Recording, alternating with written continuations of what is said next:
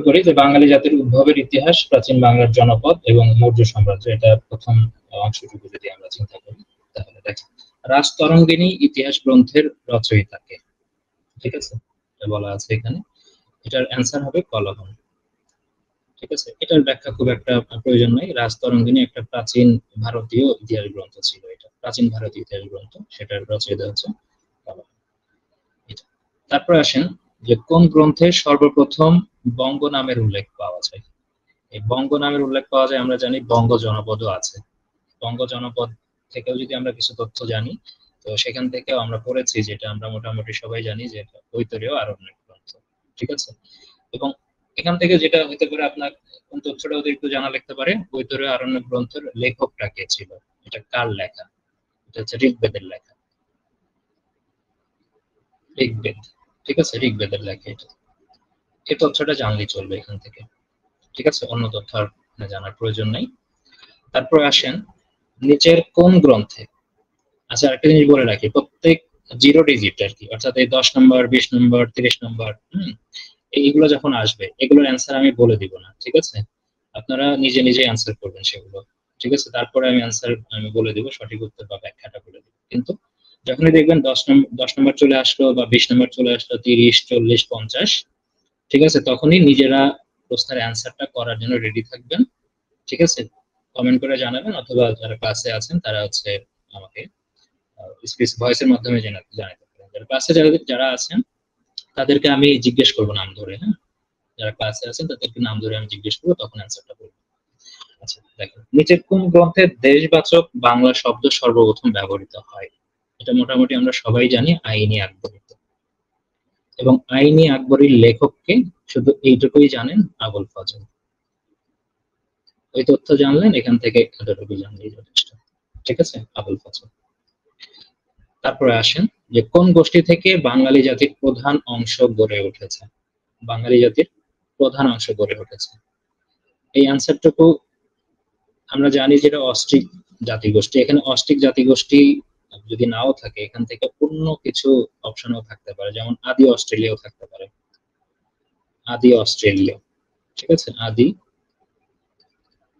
Australia. অর্থাৎ বাঙালি জাতির প্রধান অংশটা গড়ে উঠেছে কিন্তু অস্ট্রিক থেকে। এখানে কিন্তু দ্রাবিড় দিয়ে অনেক সময় কনফিউশন তৈরি হয়। দ্রাবিড়ের সাথে কিন্তু অন্য একটা তথ্য আছে, বাংলাদেশের প্রাচীন জাতি হলো দ্রাবিড়, যেটা পরবর্তীতে আমরা পাবো। এই অস্ট্রিক জাতি, আবার অস্ট্রিক কিন্তু ভাষার নামও কিন্তু তাদের মানে অস্ট্রিক ভাষাটাই ছিল।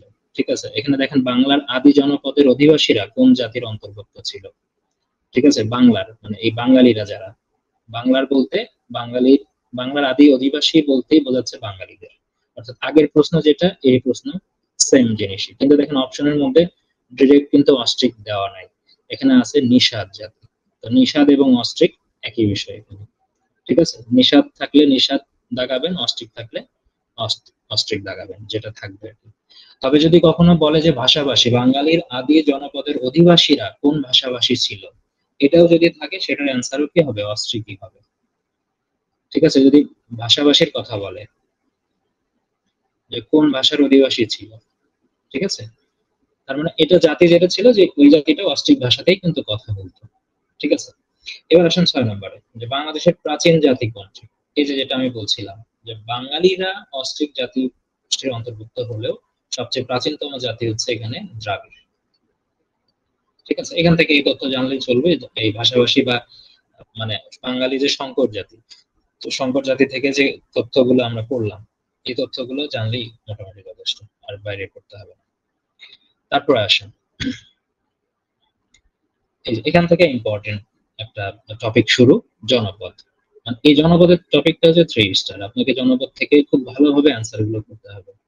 ঠিক আছে, এখান থেকে প্রশ্ন আসলে যেন কোনোভাবেই ভুল না হয়, এটা মাথায় রাখতে হবে। দেখেন, বাংলাদেশের মানে বাংলার সর্বপ্রাচীন জনপদের নাম কি, এটা আমরা মোটামুটি জানি সবাই, সেটা হচ্ছে পুন্ড্র। ঠিক আছে, দেখেন এটার ব্যাখ্যাটা আমি সরাসরি এখানে দিচ্ছি না, পরের দিকে আসি আমরা। এই যে যখন আমরা পুন্ড্র নগর বা পুন্ড্র বর্ধন বলি, ঠিক আছে, যেটা মহাস্থানগড়ে অবস্থিত, তো এটার যে পুন্ড্র কথাটা আছে, পুন্ড্র, এই পুন্ড্র শব্দের অর্থটা কি। অনেক সময় কিন্তু আমরা বাংলা ক্ষেত্রে বাগধারার প্রশ্নের মধ্যে কিন্তু আমরা দেখেছিলাম গড্ডলিকা প্রবাহ।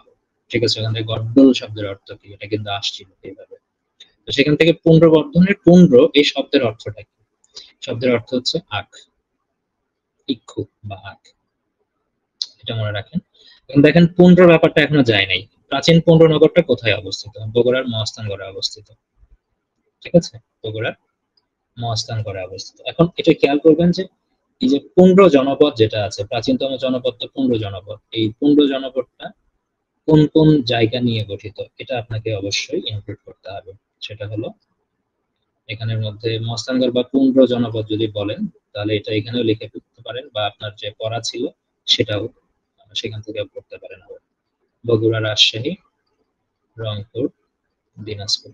আপনাদের যাদের নোট করা আছে, আমার প্রাইভেট ব্যাচের স্টুডেন্ট যাদের নোট করা আছে, তারা করবেন কি, তারা নোটটা নিয়ে বসবেন। ঠিক আছে, তারা নোটটা নিয়ে বসবে। এটা সুবিধা হবে কি, কিছু তথ্য আছে যে আমরা ভিজুয়ালাইজেশনের মাধ্যমে মুখস্থ করি, কিন্তু আমি একটা জিনিস বলি না যে আপনি বারবার বই শিফট করেন, বারবার আপনারা নোট শিফট করেন, এটা আমি কখনো চাই না। আমি নিজেও এটা পছন্দ করি না। সেই আমি যখন 40তম বিসিএস এর সময় একটা পূর্ণাঙ্গ প্রস্তুতি নিয়েছিলাম, তখন যে বই আমি পড়েছিলাম, মানে এখন তো মানে আপনাদের পড়ানোর স্বার্থে হিউজ বই আমি দেখি বাজারে সব বইগুলো, কিন্তু তখন আমি নিজের পড়ার জন্য কিন্তু ওই একটা নির্দিষ্ট বইটাকে আমি মেইন বই ধরে কিন্তু বাদ বাকি সময়টাতে রিভিশন করে থাকি।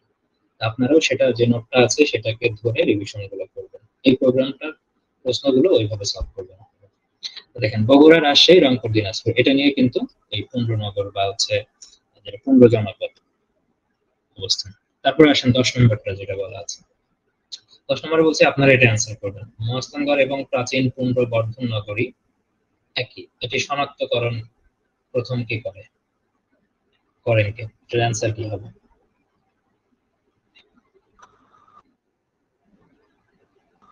কানিংহাম। সৌরভ বিশ্বাস, এটা হচ্ছে অ্যান্সার, কানিংহাম। ঠিক আছে, এখন মানে এটা রাউন্ড আকারে চলবে। সৌরভ বলছে, পরের 20 নম্বর প্রশ্নটা সৌরভ বলবে না, অন্যজন বলবে। আচ্ছা, তারপরে আসি।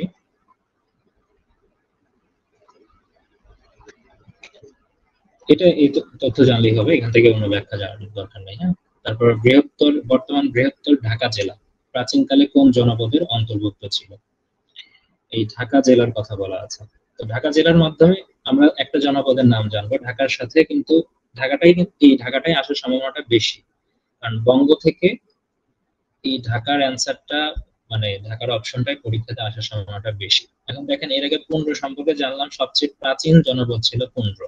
তবে বঙ্গ সম্পর্কে একটা তথ্য ভালোভাবে জানবেন, সেটা হলো এটা কিন্তু আয়তনে বৃহত্তম ছিল, আয়তনে বৃহত্তম জনপদ এটা। ঠিক আছে, আয়তনে বৃহত্তম। তাহলে ঢাকার পাশাপাশি আর কোন কোন জেলা পরীক্ষার জন্য গুরুত্বপূর্ণ? ঢাকা তো আপনি জানলেনই, আর কোন কোন জেলা আছে? ময়মনসিংহ আছে, মানে যেগুলো গুরুত্বপূর্ণ সেগুলো দিচ্ছে। ময়মনসিংহ, তারপর ফরিদপুর, বরিশাল। বরিশাল যদিও চন্দ্রদ্বীপ আছে, সেটা আলাদা বিষয়, কিন্তু বঙ্গের মধ্যে পড়ে। ময়মনসিংহ, ফরিদপুর এবং বরিশাল, এই তিনটা জানেন, এবং আয়তনে বৃহত্তম 11 নম্বর এটা বলা আছে। তারপর দেখেন এখানে আমরা 15 এর মধ্যে পড়েছি রাজশাহী, বগুড়া, রংপুর, দিনাজপুর। এখানেও কিন্তু আমরা জানি 15 এবং বরেন্দ্র এটা মোটামুটি একই জায়গা নিয়ে গঠিত। ঠিক আছে, রাজশাহীর উত্তরাংশ, বগুড়ার পশ্চিমাংশ, রংপুর এবং দিনাজপুরের কিছু অংশ নিয়ে কোনটা অবস্থান মানে কি গঠিত এখানে বলা আছে। এখানে কিন্তু দেখেন মহাস্থানগড় দেখে অনেকে অ্যান্সার এটা দিতে পারে, কারণ মহাস্থানগড় দেখে পুণ্ড্রবর্ধন থেকে মনে হতে পারে পুণ্ড্র জনপদ। এটা যেন না হয়, এটা কিন্তু বরেন্দ্র ভূমি। এটা যদি আমরা বাংলাদেশের ভূগোল মানে ভূপ্রকৃতি বিশ্লেষণ করি, তাহলে কিন্তু বরেন্দ্র ভূমি এর মধ্যে পড়ে। আর বরেন্দ্র জনপদ যেটা, সেই বরেন্দ্র জনপদের এরিয়াই কিন্তু এটা রাজশাহীর উত্তরাংশ, বগুড়ার পশ্চিমাংশ, রংপুর এবং দিনাজপুরের কিছু অংশ। এটা মনে রাখবেন, মহাস্থানগড় যেন ভুল করে দাগায় না ফেলেন।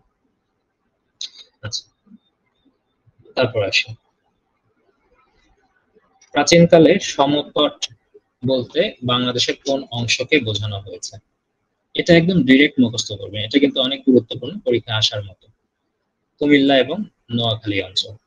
কুমিল্লা এবং নোয়াখালী সমতট বলতেই বুঝবেন, সমতট বলতেই ম্যাক্সিমাম সময় কুমিল্লাটা প্রেফার করবে।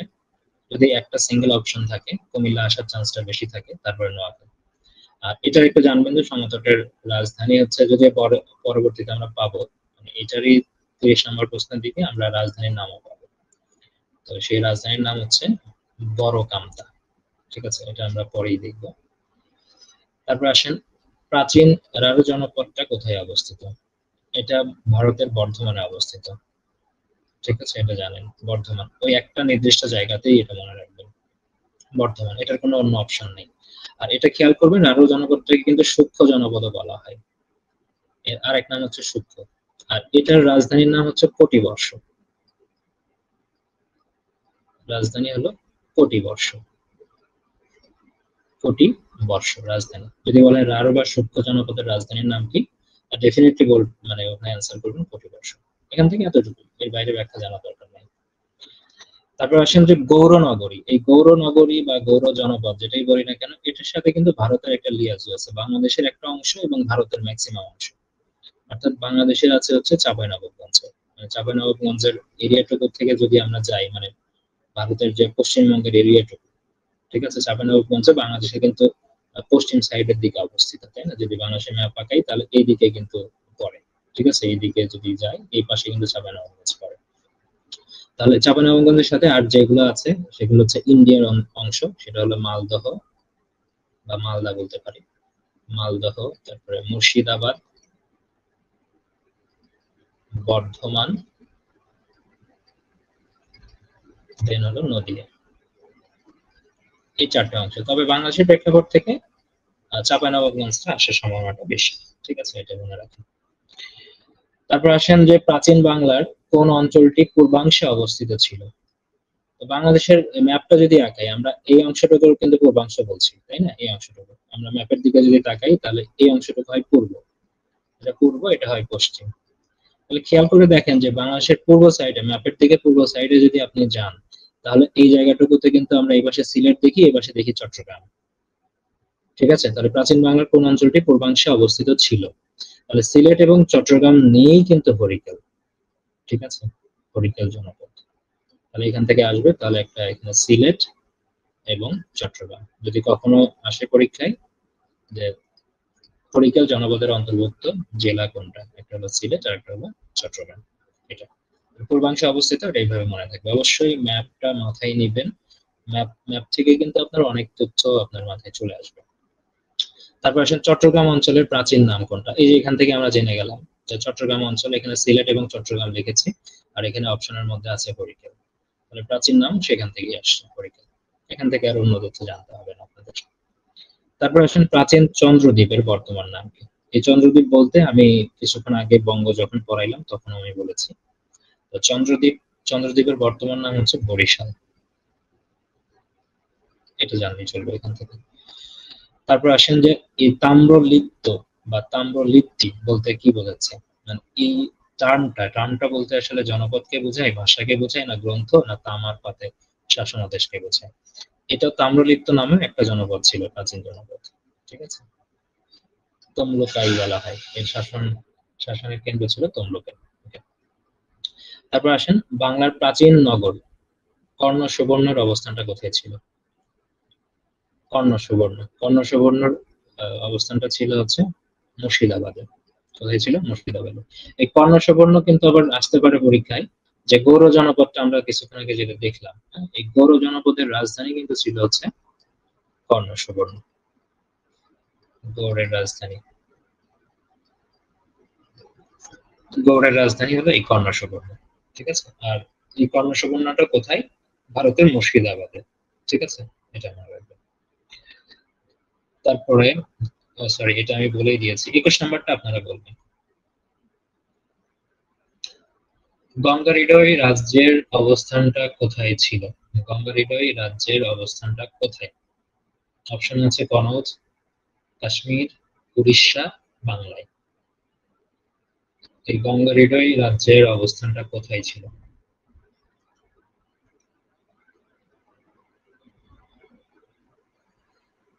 বিভু রঞ্জন।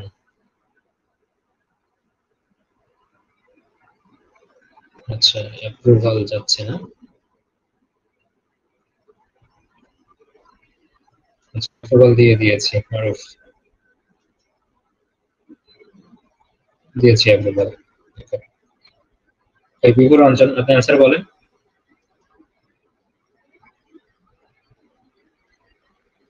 রঞ্জন ভাই শুনছেন?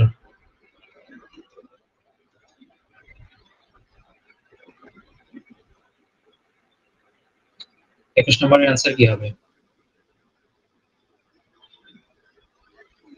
অন্য কেউ?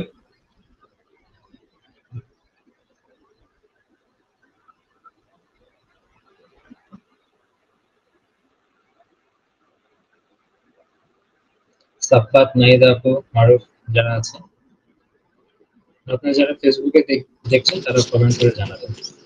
বাংলা হবে ভাই, বাংলায়। এতক্ষণ পরে কেন আপনি?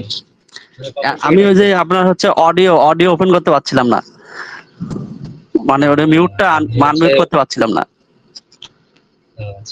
ঠিক আছে, এই জন্য দেরি হয়ে গেছে। হ্যাঁ ঠিক আছে, আপনি বলতে আমার খুব দ্রুত করতে হবে এগুলো। ঠিক আছে, তারপরে আমরা পরের প্রশ্নে যাচ্ছি।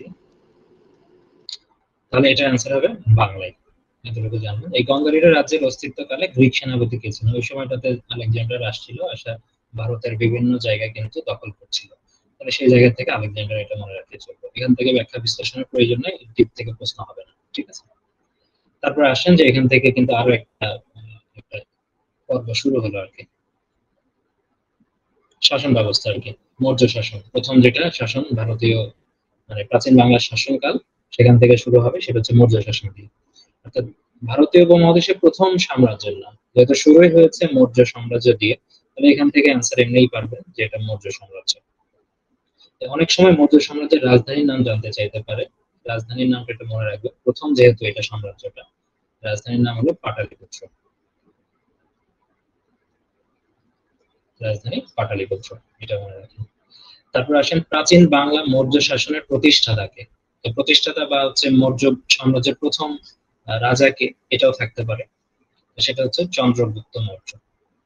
চন্দ্রগুপ্ত মৌর্য শেষে আছে। আর তিনি কিন্তু মৌর্য সাম্রাজ্যের প্রতিষ্ঠাতা, প্লাস তিনি কিন্তু শ্রেষ্ঠ শাসক, জানবেন। তিনি কিন্তু শ্রেষ্ঠ শাসক, এই তথ্য জানলেই চলবে এখান থেকে, চন্দ্রগুপ্ত মৌর্য থেকে। তারপরে তার প্রথম তিনি, তারপর থার্ড নম্বরে ছিলেন হচ্ছে সম্রাট অশোক। এই সম্রাট অশোকের রাজত্বকাল ছিল হচ্ছে খ্রিস্টপূর্ব 273 থেকে 232 অব্দ পর্যন্ত। এটা এতটুকুই জানেন, এরপর মানে এর মধ্যে বিশ্লেষণ জানার দরকার নেই। সম্রাট অশোকের রাজত্বকাল ছিল 273 থেকে 232 অব্দ পর্যন্ত। আর এই সম্রাট অশোক, তাকে কিন্তু বৌদ্ধ ধর্মের কনস্টান্টাইন বলা হয়। সম্রাট অশোককে কেন বলা হয়? তিনি কলিঙ্গের যুদ্ধ থেকে দীক্ষা লাভ করেছিলেন। কলিঙ্গ যুদ্ধে যখন হিউজ সংখ্যক মানুষ মারা গেল, সেখান থেকে তার অনুশোচনা হয় এবং তিনি দীক্ষা লাভ করেন, এবং তিনি বৌদ্ধ ধর্মের সংরক্ষণে তিনি তখন উদ্বুদ্ধ হন, এবং এই জন্য তাকে বৌদ্ধ ধর্মের কনস্টান্টাইনও বলা হয়। তারপর আসেন চাণক্য কার প্রধানমন্ত্রী ছিলেন? যদি এটা আবার প্রথমটাতে ফিরে গেলাম আমরা, সেটা হচ্ছে চন্দ্রগুপ্ত মৌর্য। চাণক্য কার প্রধানমন্ত্রী ছিলেন? চন্দ্রগুপ্ত মৌর্যের প্রধানমন্ত্রী ছিলেন। আপনারা যখন একটা প্রশ্ন দেখবেন, ঠিক আছে, আমি উত্তর বলার আগে নিজেরাই অপশনগুলো থেকে মাথার মধ্যে সঠিক অ্যান্সারটা নিয়ে আসার চেষ্টা করবেন, ঠিক আছে। ইনস্ট্যান্ট প্রশ্ন দেখার সাথে ইনস্ট্যান্ট অ্যান্সার নিয়ে আসার চেষ্টা করবেন, যদি অ্যান্সারটা দাগানো নাই আপনারা দেখতে পাচ্ছেন। তারপরে মেলানোর চেষ্টা করবেন যে আপনার এটা মনে আছে কিনা, বা এই তথ্যটা একদম নতুন কিনা। কারণ আপনারা যারা আমার প্রাইভেট ব্যাচের স্টুডেন্ট আছেন, অলরেডি এগুলো করে ফেলেছেন, এবং অনেকেরই হয়তো পুরাতন ক্যান্ডিডেট আছেন, ঠিক আছে। আবার নতুন যারা আছেন তাদেরও মনে আছে কিনা এটা দেখার চেষ্টা করবেন। তারপর আসেন মৌর্য বংশের, আচ্ছা এখান থেকে চন্দ্রগুপ্ত মৌর্যতে গেল। দেখেন মৌর্য বংশের শেষ সম্রাটকে, শেষ সম্রাটকে আমরা সাধারণত দুইজনের নাম জানলাম, চন্দ্রগুপ্ত মৌর্য, সম্রাট অশোক। শেষ সম্রাট হচ্ছে বৃহদ্রথ, বৃহদ্রথ, ঠিক আছে, এটা মনে রাখবেন। শেষ সম্রাট হচ্ছে বৃহদ্রথ। তারপরে আসেন অহিংস নীতি গ্রহণ করেন কোন শাসক? এই অহিংস নীতি গ্রহণ করেন মানে ওই বৌদ্ধ, মানে যখন কলিঙ্গ যুদ্ধ থেকে তিনি দীক্ষা গ্রহণ করলেন, তারপরে থেকে আর তিনি কিন্তু কোন রকম সহিংসতায় যান, ঠিক আছে। অহিংস নীতি তখন গ্রহণ করেন, আর ডেফিনেটলি বুঝতে পারছেন সেটাকে সম্রাট অশোক। তারপরের প্রশ্ন 30 নম্বর প্রশ্ন, এটা আপনাদের জন্য। যারা ক্লাসে আছেন তারা না, যারা ফেসবুকে লাইভ দেখছেন তারা অ্যান্সার করবেন এটা। সমতট জনগণের রাজধানীর নাম কি? জনপদের রাজধানীর নাম। অপশন আছে কুমিল্লা, বড়কামতা, পুণ্ডরনগর, কটিবর্ষ। বড় কামতে হবে। আমি কি আমি তো বলছি যে আপনারা বলবেন না। বড় কামতা ভাই। ঠিক আছে, ঠিক আছে বলছেন, কিন্তু আমার কথাটা শুনবেন। আমি বলছি যারা ফেসবুকে দেখছিল তারা তারা যেন বলে আর কি। ঠিক আছে, সমস্যা নেই। এটা অ্যান্সার বড়কামতা। আমরা কিছুক্ষণ আগে 13 নম্বর প্রশ্নে সলভ করতে গিয়ে এটা কিন্তু আমরা বলেছি রাজধানী বড়কামতা ছিল। দেখেন আমরা একটা পার্ট এটা কমপ্লিট করে ফেললাম। তারপর আসেন গুপ্ত থেকে পরবর্তী, অর্থাৎ আমরা ওই মৌর্য সাম্রাজ্য পড়লাম, তারপরে এখন গুপ্ত সাম্রাজ্য বলবো। গুপ্ত সাম্রাজ্য থেকে একদম বক্সারের যুদ্ধ পর্যন্ত এখানে কিছু তথ্য আছে। গুপ্ত পরবর্তী, যদিও গুপ্ত বংশ এখানে শুরু হয়নি, এখানে বলা আছে গুপ্ত পরবর্তী পশ্চিম এবং উত্তর বাংলা নিয়ে গঠিত হয় কোন রাজ্য। এখানে কিন্তু গুপ্ত পরবর্তী দুটা রাজ্য ছিল, একটা গৌড় আর একটা বঙ্গ। ঠিক আছে, এই এরিয়া আমরা জানি এটা উত্তর, এটা দক্ষিণ, এটা পূর্ব, এটা হচ্ছে পশ্চিম, তাই না? এই উত্তর আর হচ্ছে পশ্চিম, এই জায়গাটুকু হচ্ছে গৌড়, আর এই এরিয়াটুকু পূর্ব এবং দক্ষিণ, এই অংশটুকু হলো বঙ্গ। ঠিক আছে, এটা এইভাবে যদি মনে রাখেন তাহলে দেখবেন যে খেয়াল থাকবে ভালো। ঠিক আছে, এইভাবে দেখবেন, এই অংশটুকু দিবেন গৌড় আর এই অংশটুকু হচ্ছে বঙ্গ। তাহলে হচ্ছে উত্তর এবং পশ্চিমের অংশ জুড়ে হচ্ছে গৌড়, আর এই যে পূর্ব এবং দক্ষিণ অংশ জুড়ে হচ্ছে বঙ্গ। এটা তারপরে শশাঙ্কের রাজধানী কোথায় ছিল? কিছুক্ষণ আগে আমরা এটা পড়লাম, সেটা হচ্ছে ইয়ে থেকে কর্ণ সুবর্ণর অবস্থানটা কোথায় ছিল আমরা পড়েছি, সেটা হচ্ছে মুর্শিদাবাদ। এই মুর্শিদাবাদের কর্ণ সুবর্ণই কিন্তু শশাঙ্কের রাজধানীটা ছিল। রাজধানী কোথায় ছিল? তাহলে মুর্শিদাবাদও আছে, এখানে কর্ণ সুবর্ণ আছে। এটা খেয়াল করবেন, বড় জায়গা হচ্ছে মুর্শিদাবাদ, অর্থাৎ কর্ণ সুবর্ণই কিন্তু মুর্শিদাবাদে অবস্থিত। ঠিক আছে, তাহলে শর্ট মানে একদম ছোট অ্যান্সার হিসেবে, মানে একদম ডেফিনেট অ্যান্সার হিসেবে আপনাকে নিতে হবে এখানে কর্ণ সুবর্ণ। ঠিক আছে, এটা তাহলে শশাঙ্ক সম্পর্কে একটা তথ্য যদি আমরা জানি, সেটা হলো বাংলার প্রথম স্বাধীন এবং সার্বভৌম রাজা। বাংলার প্রথম স্বাধীন ও সার্বভৌম শাসক, সার্বভৌম শাসক ছিলেন তিনি। বাংলার প্রথম স্বাধীন এবং সার্বভৌম শাসক এই শশাঙ্ক। এতটুকু জানলে চলবে এখান থেকে। রাজধানী ছিল কর্ণ সুবর্ণ, এটা। তারপর মাৎস্যন্যায় শব্দটি উল্লেখ পাওয়া যায় কোথায়? পাল তাম্র শাসনে। ঠিক আছে, মাৎস্যন্যায়ের যে ব্যাপারটা আছে, এটা ডিউরেশনটা আমরা যেটা জানি। আচ্ছা, মাৎস্যন্যায়ের ডিউরেশনটা বলেন, কোন সময়টাতে মাৎস্যন্যায় হয়েছিল? সপ্তম থেকে অষ্টম শতকে না? ঠিক আছে, তো এটা হয়ে যাওয়ার পর এটা কিন্তু তাম্র শাসনে, যেটা পাল যে শাসনের যে যে বিষয়গুলো লেখা ছিল যেখানে তাম্র শাসনে, তো এখানে কিন্তু ওই শব্দটা উল্লেখ পাওয়া যায়। এই জন্য এটা বলা আছে কখনো যদি আসে যে পাল তাম্র শাসনে, মানে কোথায় উল্লেখ পাওয়া যায় শব্দটা, তাহলে মাৎস্যন্যায়। তারপর আসলে যে পাল বংশটা শুরু হচ্ছে এখান থেকে। পাল শাসকদের মধ্যে সর্বশ্রেষ্ঠ ছিলেন কে? সর্বশ্রেষ্ঠর অ্যান্সারটা আমরা দেখি, দেখে অ্যান্সার হয়তো করতে পারবো। ধর্মপাল, মহীপাল, দেবপাল এবং ন্যায়পাল। তো এটার অ্যান্সার আপনারা মাথায় নক করেন, সেটা হচ্ছে অ্যান্সারটা হচ্ছে ধর্মপাল। তাহলে ধর্মপাল হচ্ছে সর্বশ্রেষ্ঠ, কিন্তু সব মানে যতগুলো মানে বংশ আছে তার কিন্তু প্রথম যে আছে বা প্রতিষ্ঠাতা যে আছে তার নাম কিন্তু জানতে হবে আপনাদের। প্রতিষ্ঠাতাকে, প্রতিষ্ঠাতা হচ্ছে গোপাল। তাহলে পাল বংশের প্রতিষ্ঠাতাকে গোপাল। আমার হচ্ছে আলোচনাগুলো কি আমি হচ্ছে ডেফিনেটলি আপনাকে বলবো না যে অমুকে বলেন তো পাল বংশের প্রতিষ্ঠাতাকে, এমন কিন্তু না। ধরেন আমি একজনকে বললাম, নাহিদ আপুকে বললাম বলেন তো পাল বংশের প্রতিষ্ঠাতাকে, এরকম আমি নাম ধরে বলছি না কাউকে। আমি যখন কোনো একটা তথ্য মানে আমি নিয়ে আসি, সেই তথ্যের সাথে সাথে আপনার অ্যান্সারটা মনে করার চেষ্টা করবেন। যখন আমি প্রতিষ্ঠাতা বললাম তখন আপনার মাথায় গোপালটা আসলো কিনা, ঠিক আছে, এটা নিয়ে আসার চেষ্টা করবেন। যদি নিয়ে আসেন মানে খুব দ্রুত চলে আসে তাহলে বুঝবেন যে আপনার প্রিপারেশন ভালো, আর যদি না আসে আবার শোনার পরে হচ্ছে মানে মেমোরাইজেশনের ব্যাপারটা হচ্ছে আমার শোনার পরেও, আমার কাছ থেকে শোনার পরেও যদি আপনার মনে থাকে তারপরে যথেষ্ট, সেটা সেটা বহুত কাজে লাগবে। ঠিক আছে, নিজে নিজে পড়ার চেয়ে অন্য কানে শোনা বা ডিসকাশন করা এটা কাজে লাগবে। যে কোনো তথ্য আমি বলার সাথে সাথে আপনারা মাথায় নক করবেন যে আপনার এটা মনে আসছে কিনা। তারপর আসি, এই ধর্মপাল ছিলেন সর্বশ্রেষ্ঠ শাসক। ধর্মপাল নির্মিত বৌদ্ধ বিহারটির নাম কি? এখানে ধর্ম বিহার আছে গোপাল, বিক্রমপুর বিহার, ভাগলপুর বিহার। আনসার হবে বিক্রমপুর বিহার। তো তিনি শুধু বিক্রমপুর বিহারই প্রতিষ্ঠা করেননি, যে যেটা নির্মাণ করেছে এমন না, তার কিন্তু আর একটা বিহার আছে, সেটার নাম হচ্ছে সোমপুর বিহার। এই সোমপুর বিহারটা কোথায় অবস্থিত? যে কেউ একদিন বলে। নওগাঁয় হবে ভাই। নওগাঁ। কোথায় বললেন? নওগাঁর পাহাড়। নওগাঁ পাহাড়। ঠিক আছে। তারপর আসি যে কার সময় পাল সাম্রাজ্য সবচেয়ে বেশি বিস্তার লাভ করে? সবচেয়ে বেশি বিস্তার লাভের প্রশ্ন আসছে এখানে। হচ্ছে এই ধর্মপাল মনে হতে পারে যে তিনি যেহেতু সর্বশ্রেষ্ঠ, কিন্তু তার সময় কিন্তু এটা হয়নি, এটা খেয়াল করবেন। সবচেয়ে বেশি বিস্তার লাভ করে হচ্ছে দেবপালের সময়। অ্যান্সারটা মনে রাখলে চলবে। আর পাল বংশের সর্বশেষ শাসক কে ছিলেন? সর্বশেষ শাসক ছিলেন হচ্ছে মদন পাল। তাই এখানে মোটামুটি পাল বংশের গুরুত্বপূর্ণ তথ্যগুলো চলে আসছে পরীক্ষা আসার মতো। সর্বশেষ শাসক কে ছিলেন? মদন পাল। তবে সর্বশেষ শাসক থেকে এখানে আরেকটা জিনিস আমি ব্যাখ্যার মধ্যে দিতে চাই, সেটা হলো যে পাল বংশ ছিল মানে বাংলার প্রথম হচ্ছে দীর্ঘস্থায়ী রাজবংশ, মানে সবচেয়ে বেশি মানে তারা শাসন ক্ষমতায় ছিল, এবং তারা ছিল হচ্ছে 4 বছর, মানে 400 বছর ছিল। তারা 400 বছর ক্ষমতায় ছিল, 400 বছর ক্ষমতায় ছিল এই পাল বংশ। তার মানে এটা দীর্ঘস্থায়ী রাজবংশ। এই তথ্যটা আপনাকে জানতে হবে এখান থেকে, পাল বংশ থেকে।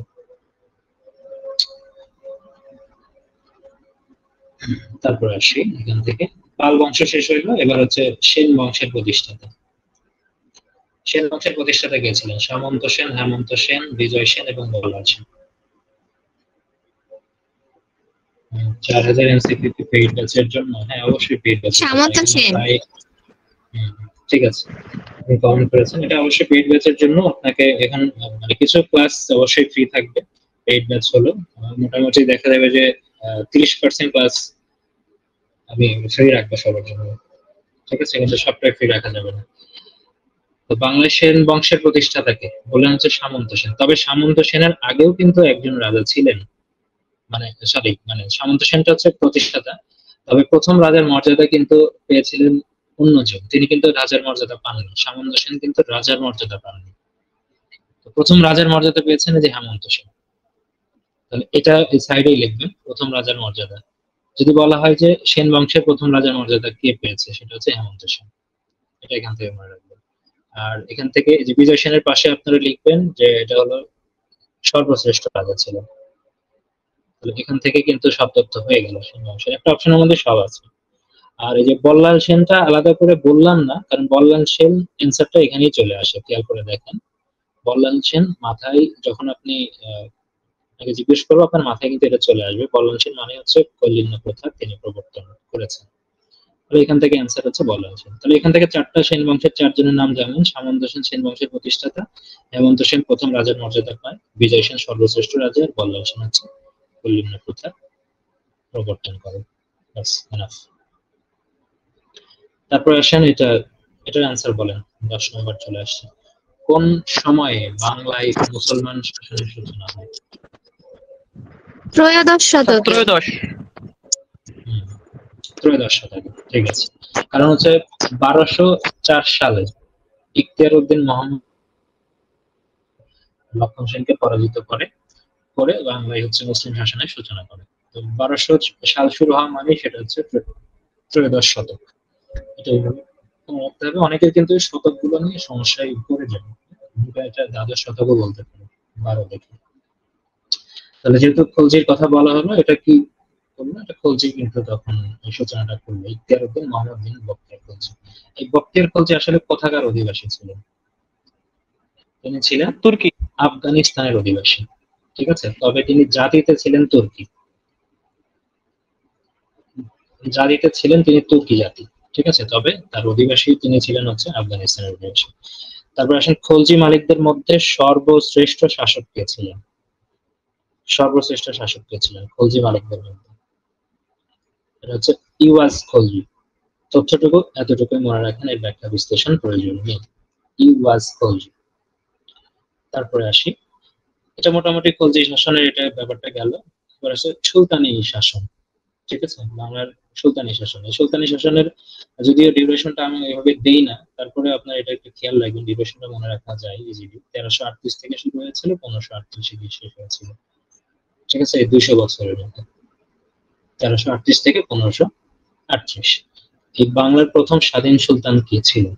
সুলতানি শাসন কিন্তু শুরু, এবং স্বাধীন সুলতান কোনটা, সুলতান কোনটা শাসক, যদি শাসক বলা হয় বাংলার প্রথম স্বাধীন শাসক কে প্রাচীন বাংলার, তাহলে কিন্তু শশাঙ্ক।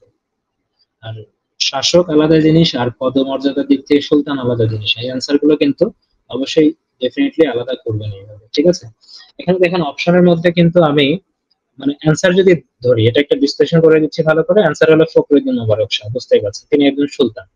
এখন আসেন যে অপশন গুলোর মধ্যে যদি আমি যাই, এখানে যে 4টা অপশন দেওয়া হয়েছে, 4টা অপশন যে দিলাম এখানে, 4টা অপশন দেওয়ার একটা উদ্দেশ্য হলো এই 4 জনে কিন্তু কোনো কিছুর প্রথম, যে কোনো কিছুর প্রথম কিন্তু 4 জনে।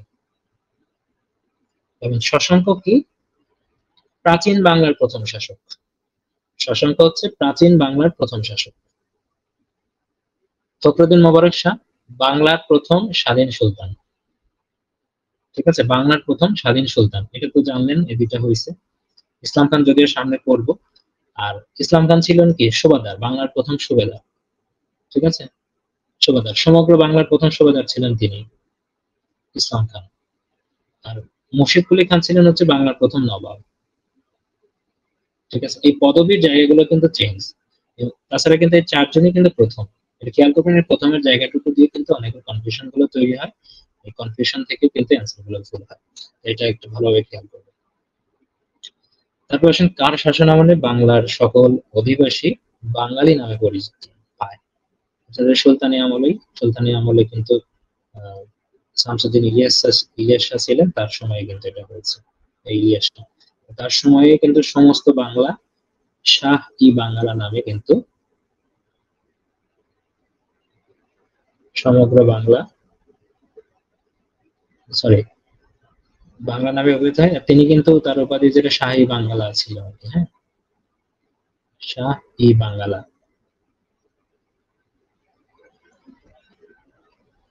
তার উপাধি ছিল। ঠিক আছে, আর এখান থেকে একটা জিনিস মনে রাখতে পারেন, গিয়াসউদ্দিন আজম শাহ, এই আজম শাহর কথা বলা আছে, তার সাথে কিন্তু পারস্যের যে কবি ছিল হাফিজ, এই হাফিজের সাথে পত্র লাভ হতো। এটা প্রিভিয়াস সালের প্রশ্ন দেখলেই হবে। আর একটা জিনিস, সেটা হচ্ছে আমি শুরুতেই এখন মনে আছে, এখন আমি বলে দিচ্ছি। সেটা ক্লাস নেওয়ার আগে আমি ভাবছিলাম এই জিনিসটা আপনাদের বলবো। এই শেষ সময়টাতে আপনাকে এই যে 4000 প্রশ্ন আমরা সলভ করবো যেটা, ঠিক আছে, এই ব্যাখ্যা সহকারে এই জিনিসগুলো ভালোভাবে মনে রাখবেন। আর একটা আপনাদের বাড়তি কাজ হবে, এই সময়ের মধ্যে আপনার প্রিভিয়াস সালের প্রশ্নগুলো ব্যাখ্যা সহকারে শেষ করা। যদি প্রিভিয়াস সালের প্রশ্নটা ব্যাখ্যা সহকারে শেষ করেন, আর 4000 এমসিকিউ, এই দুটো যদি থাকে, মোটামুটি এটা যদি ভালোভাবে নিতে পারেন, তাহলে আপনার প্রিলিমিনারি অন্তত আটকাবে না। এটার সাথে আপনাকে প্রিভিয়াস সালের প্রশ্ন, এটা আমি বরাবরই বলা থাকে, বিসিএস এর প্রিভিয়াস সালের প্রশ্ন আবারও মনে করে দিচ্ছি, যাতে এই জিনিসটা 4000 প্রশ্ন সলভ করতে গিয়ে আবার ওইটা পড়তে আপনারা ভুলে না যান। ঠিক আছে, আবার মনে করে দিলাম, প্রিভিয়াস সালের প্রশ্ন কিন্তু আবার দেখবেন ব্যাখ্যা সহ। ঠিক আছে, আজম শাহের সাথে কি হয়েছিল? ওই হাফিজের পত্রলাভ হয়েছিল। আচ্ছা, তবে বাংলায় কোন সুলতানের শাসনামলে ভারতে, দেখেন বাংলায় কোন সুলতান তখন ছিলেন, আর ওইদিকে মানে ভারতবর্ষে মুঘল সাম্রাজ্য প্রতিষ্ঠা করে। এটা কিন্তু একটা ট্রিকি প্রশ্ন। কোন সুলতানের শাসনামলে ভারতে মুঘল সাম্রাজ্যের প্রতিষ্ঠা হয়? আমরা জানি ভারতে মুঘল সাম্রাজ্যের প্রতিষ্ঠা হয়েছে 1526 সালে পানিপথের প্রথম যুদ্ধের মাধ্যমে। আর যেহেতু আমরা জানলাম 1538 সাল পর্যন্ত ছিল হচ্ছে সুলতানি শাসন, তাহলে এর মাঝখানেই ছিল। আর এই সময়টাতে বাংলার প্রথম মানে বাংলার সুলতান ছিলেন হচ্ছে নুসরত শাহ। নুসরত শাহ, এটা মনে রাখবেন, নুসরত শাহ। আর এখান থেকে আলাউদ্দিন হোসেন শাহ সম্পর্কে আমি এখানে মানে সামনে পাবো আমরা আলাউদ্দিন হোসেন শাহ সম্পর্কে, তো সেখানেও বলবো। এখানেও বলছি আলাউদ্দিন হোসেন শাহ কিন্তু সুলতানের যারা ছিলেন তাদের মধ্যে কিন্তু সর্বশ্রেষ্ঠ ছিলেন। সামনেও পাবো, এটা আমি বলে দিলাম, সর্বশ্রেষ্ঠ ছিল। আর এই যে মাহমুদ শাহ, গিয়াসউদ্দিন ফুল নাম যেটা হচ্ছে গিয়াসউদ্দিন মাহমুদ শাহ। এই গিয়াসউদ্দিন মাহমুদ শাহ ছিলেন কিন্তু সর্বশেষ শাসক। তিনি হচ্ছে সুলতানি যুগের সর্বশেষ শাসক ছিলেন এই গিয়াসউদ্দিন মাহমুদ শাহ। তো মোটামুটি এখানে কয়েকটা তথ্য কিন্তু চলে আসলো। এই যে তথ্যগুলো পাইলেন এই তথ্যগুলো ভালোভাবে মনে রাখবেন, ঠিক আছে। এরপরে আসি 16 নম্বর প্রশ্ন এখান থেকে, কোন সম্রাটের শাসনামলে 12 ভূঁইয়াদের দমন করা হয়? কোন সম্রাটের শাসন? আমরা মোটামুটি এখানে যতটুকু বুঝতে পারছি, এখানে যে নামগুলো আছে মুঘল সম্রাটদের নাম, সেটা বাবর, হুমায়ুন, আকবর এবং জাহাঙ্গীর, চারজনের কথা বলা আছে। আর 12 ভূঁইয়াদের দমন করেন কে? এই জিনিসটা যদি আমরা দেখি যে ওই সময়টাতে ইসলাম খান কিন্তু 12 ভূঁইয়াদের দমন করেছিলেন। মানে বাংলার প্রথম যে সুবেদার, সমগ্র বাংলার যে সুবেদার হয়েছিলেন, ঠিক আছে, এবং সর্বশ্রেষ্ঠ সুবেদার যেটা বলা হয়, সমগ্র বাংলার প্রথম সুবেদার আর কি, এবং সর্বশ্রেষ্ঠ সুবেদার বলা হয়, সেটা হচ্ছে ইসলাম খান কিন্তু এটা করেছিলেন। এবং ইসলাম খান কিন্তু এই সম্রাট জাহাঙ্গীরের সময়ে ছিলেন। তাহলে এখানে একটা লিঙ্ক আপনারা পাইলেন যে 12 ভূঁইয়াদের দমন করা হয় কার সময়টাতে? সম্রাট জাহাঙ্গীরের সময়ে দমন করা হয়, এবং দমনটা কে করে এই সময়টাতে? ইসলাম খান। ইসলাম খান দমন করে, ঠিক আছে। তিনি বাংলার সুবাদার ছিলেন। ইসলাম খান সম্পর্কে আরো বেশ কিছু তথ্য পড়তে হবে, সামনে আছে, সেখান থেকে আমরা জানবো, ঠিক আছে। এবার আসেন যে এই পানিপথের দ্বিতীয় যুদ্ধ কোন সম্রাটের সময় সংঘটিত হয়? অ্যান্সার করেন। এটা ব্যাখ্যা জানতে হবে, 3 স্টার দেওয়া আছে, ব্যাখ্যা ভালোভাবে জানতে হবে। বলতে প্রথম, দ্বিতীয় এবং তৃতীয় প্রত্যেকটার সাল এবং কার কার মধ্যে যুদ্ধটা হয়েছিল খুব ভালোভাবে জানতে হবে। এই দ্বিতীয় যুদ্ধ কার সময় সংঘটিত হয়? সম্রাট আকবরের সময়। কারণ আমরা জানি পানিপথের দ্বিতীয় যুদ্ধ হয় মানে বৈরাম খাঁ আর হিমুর মধ্যে। আকবরের সেনাপতি ছিল বৈরাম খাঁ এবং অপরপক্ষে ছিল আফগান নেতা হিমু, ঠিক আছে। তার মধ্যে কিন্তু যুদ্ধটা হয়েছিল। তাহলে এখান থেকে প্রত্যেকটার কিন্তু আপনাকে সময় জানতে হবে। যেমন প্রথম যুদ্ধ হয়েছিল কত? 1526 সালে, এটা বাবর আর লোদির মধ্যে। আমি পুরোপুরি লিখছি না, আপনারা পড়েছেন অলরেডি, বাবর আর লোদির মধ্যে হয়েছিল। আর এর মাধ্যমেই কিন্তু কি হলো? ভারতে মুঘল সাম্রাজ্যের প্রতিষ্ঠা হলো। তারপর দ্বিতীয় হচ্ছে 1556, এই 26-56। তারপরে তৃতীয়টা লিখি, তৃতীয় হচ্ছে 1761। দ্বিতীয়টা হলো কি? আকবরের সেনাপতি হচ্ছে বৈরাম খাঁ আর হিমু, এই তথ্য। আর এখানে তৃতীয় যেটা পানিপথের যুদ্ধ হলো সেটা হচ্ছে আহমদ শাহ আবদালি আর মারাঠাদের মধ্যে হয়েছিল, মারাঠা। বাস এই তিনটা কিন্তু আপনাকে ভালোভাবে জানতে হবে সব সময়ের জন্য, ঠিক আছে, এটা মিস করা যাবে না কোনো। তারপর আসে যে 12 ভূঁইয়ারা কোন শাসকদের বিরুদ্ধে স্বাধীনতা সংগ্রাম করেছে? ডেফিনেটলি যেহেতু 12 ভূঁইয়াদের দমন করেছে মোগলরা, 12 ভূঁইয়াদের দমন করেছে মোগলরা, ডেফিনেটলি তারা স্বাধীনতার জন্য সংগ্রাম করবে কার কার বিরুদ্ধে? অবশ্যই মোগল শাসকদের বিরুদ্ধে। ওই সময়টাতেই তাদের উত্থান হয়েছিল। আর তারপরে আসি, কোন সুবাদার রাজমহল থেকে ঢাকায় রাজধানী স্থানান্তর করেন? এই সুবাদারের নাম হচ্ছে ইসলাম খান। ইসলাম খান সম্পর্কে ভালোভাবে জানতে হবে। তিনি ছিলেন সর্বশ্রেষ্ঠ সুবাদার, সর্বশ্রেষ্ঠ সুবাদার ছিলেন, এবং তিনি সমগ্র বাংলার প্রথম সুবাদার ছিলেন। সমগ্র বাংলা তার সময়টাতে প্রথম সময়টাতে তিনি প্রথম সুবাদার ছিলেন। আর এখান থেকে যেহেতু এই যে রাজধানী রাজমহল থেকে ঢাকায় নিয়ে আসলেন, আর ঢাকায় এনে নাম কিন্তু রাখলেন জাহাঙ্গীরনগর। ঢাকার নাম তখন রাখলেন কি? জাহাঙ্গীরনগর। খেয়াল করেন, আগের যদি ওই 16 নম্বর প্রশ্নে আমরা ফিরে যাই, তিনি এই জাহাঙ্গীরের সময় যেহেতু ছিলেন ইসলাম খান, তো তার নাম অনুসারে আসলে ঢাকার নামটা জাহাঙ্গীরনগর নামকরণ করেছে, ঠিক আছে। এটার সাথে সম্পর্ক আছে, সুতরাং যেন কোনোভাবে ভুলে না যান জাহাঙ্গীরনগর নামটা কে করলো বা ইসলাম খান কার সময়টাতে সুবাদার ছিলেন, সেটা সম্রাট জাহাঙ্গীর। এই জিনিসগুলো যেন আমরা ভুলে না যাই। আর তিনি একটা খাল খনন করেছিলেন, সেই খালের নাম হচ্ছে দোলাই খাল বা ধোলাই খাল, দুটাই ভালো, দোলাই খাল। তাহলে এখান থেকে ইসলাম খান সম্পর্কে এতটুকু করতে হবে আমাদের, গুরুত্বপূর্ণ যেহেতু। তারপরে আবার 20 নম্বর চলে এসেছে, এটার অ্যান্সার আপনারা বলবেন। ইবনে বতুতা দিল্লির কোন সুলতানের সময় আক্রমণ করেন? মোহাম্মদ বিন তুগলক। হুম, ঠিক আছে, आंसर হবে মোহাম্মদ বিন তুগলক। সেটা বলছে দিল্লির কোন সুলতান। এখন এখানে দিল্লির কোন সুলতান না বলে ভারতবর্ষ যদি বলে definitely answer same Mohammad bin Tughlaq. তবে এখানে ইবনে বতুতার সময় কিন্তু তার আগমনের সময় কিন্তু দুইজন শাসক ছিলেন, একজন বাংলায় ছিলেন আর একজন দিল্লিতে ছিলেন বা ভারতবর্ষে। তো সে জায়গা থেকে বাংলায় যদি বলে তাহলে বাংলায় ছিলেন কিন্তু ফখরুদ্দিন মোবারক শাহ। এই, এটা খেয়াল করবেন, ইবনে বতুতার সাথে দুইজনের নাম লেগে আছে। ঠিক আছে, একটা হলো মোহাম্মদ বিন তুগলক, তিনি দিল্লিতে ছিলেন, আর ফখরুদ্দিন মোবারক শাহ তিনি তখন বাংলায় শাসন করছিলেন যখন ইবনে বতুতা বাংলায় আসেন যখন। তাহলে এই দুইটা তথ্য ভালোভাবে মনে রাখবেন। একটু মিউট করেন, হ্যাঁ, আর ওটা মিউট হয়ে আছে। তারপর আসেন যে কোনটির সাথে শেরশাহের নাম জড়িত। শেরশাহের নাম জড়িত কার সাথে, অর্থাৎ শেরশাহ কোন কোন জিনিস প্রতিষ্ঠা করছে। এখানে অ্যান্সার গুলো যদি দেখি তাহলে অ্যান্সার গুলোর মধ্যে হচ্ছে ঘোড়ার ডাকের প্রচলন। আচ্ছা, এটা আমাকে করতে হচ্ছে। রঞ্জন ভাই আপনার কিন্তু আনমিউট হয়ে গেছে, মিউট করে দিলাম।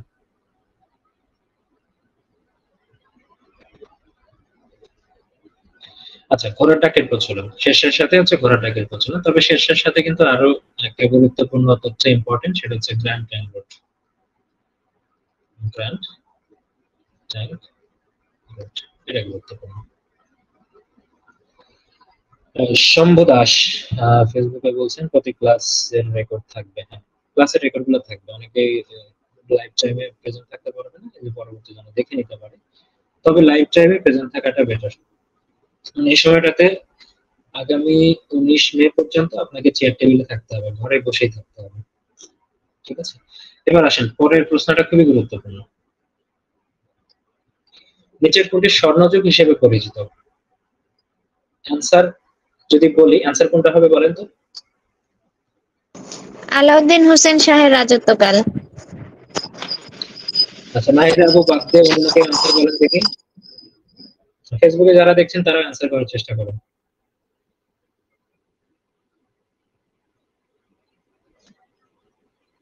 স্যার সবগুলো।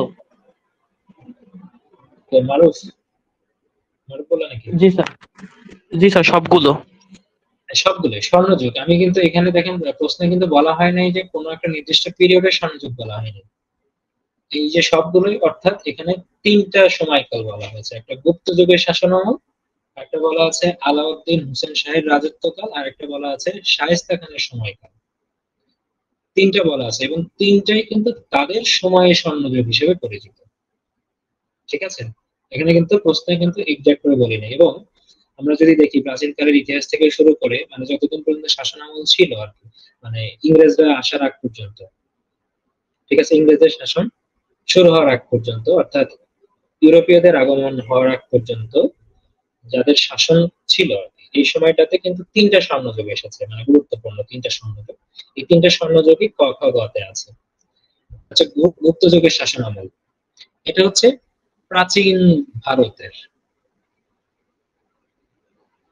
যে প্রশ্ন আসে যে প্রাচীন ভারতের ইতিহাসে কোনটি স্বর্ণযুগ হিসেবে পরিচিত, মানে যেহেতু গুপ্ত যুগ এটা হচ্ছে প্রাচীন ভারতের অংশ, মানে ওই সময়কাল। ঠিক আছে, তাহলে গুপ্ত যুগের শাসনামল এটা মনে রাখবেন।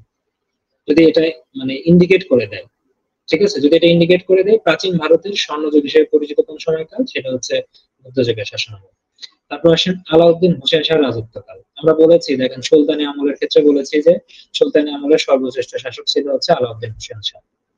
তাহলে এই সুলতানি আমলের স্বর্ণযুগ বলা হয় কোনটাকে? সুলতানি আমলের স্বর্ণযুগ বলা হয় হচ্ছে এই আলাউদ্দিন হোসেন শাহের রাজত্বকালটাকে। আর শায়েস্তা খান যেটা বলা আছে, এই শায়েস্তা খান কিন্তু সম্রাট আওরঙ্গজেবের সময়টাতে তার স্থাপত্য নির্মাণ করেছেন। আমরা জানি যে এই শায়েস্তা খান কিন্তু স্থাপত্য নিদর্শনের দিক জন্য কিন্তু তিনি খুব পরিচিত ছিলেন সেই সময়টাতে, অনেক স্থাপত্য তার আছে। তাহলে শায়েস্তা খানের যে সময়কালটা, এই স্থাপত্য নির্মাণের জন্য কিন্তু ওই সময়টাকে বলা হচ্ছে স্বর্ণযুগ। এবং তিনি এই তার যে সময়কালটা, এই সময়টাতে কিন্তু মুঘল সম্রাট ছিলেন হচ্ছে আওরঙ্গজেব। কে ছিলেন? আওরঙ্গজেব। তবে যেহেতু আওরঙ্গজেব হচ্ছে একজন মুঘল শাসক, তাহলে সেখান থেকে প্রশ্ন আপনাকে নিতে হবে এইভাবে যে মুঘল শাসনামলের স্বর্ণযুগ বলা হয় কোন সময়টাকে? সেটা হচ্ছে শায়েস্তা খানের সময়কালটাকে। আমি মনে হয় বোঝাতে পেরেছি। ঠিক আছে, আওরঙ্গজেবের সময় ছিলেন শায়েস্তা খান, ঠিক আছে, মানে সুবাদার ছিলেন চট্টগ্রাম এরিয়াটি। তারপর হচ্ছে মুঘল শাসনের একটা স্বর্ণযুগ, সুলতানি আমলের একটা স্বর্ণযুগ, আর একটা প্রাচীন ভারতের একটা স্বর্ণযুগ। তিনটা কিন্তু আলাদা আলাদা জিনিস, এই জন্য তিনটাকেই স্বর্ণযুগ বলা হবে। ঠিক আছে, এটা ব্যাখ্যা দিয়েছি, আপনি যদি কেউ বুঝে না থাকেন আমাকে বলতে পারেন। তারপর আসেন, বাংলার নবাবী শাসনের সূচনায় মুঘল সম্রাট ছিলেন কে? এই নবাবী শাসনের সূচনা,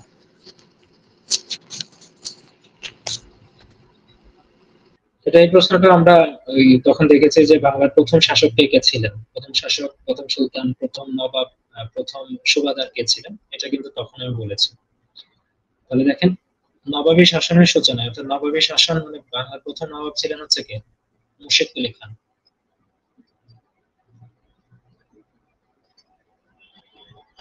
প্রথম নবাব ছিলেন কি?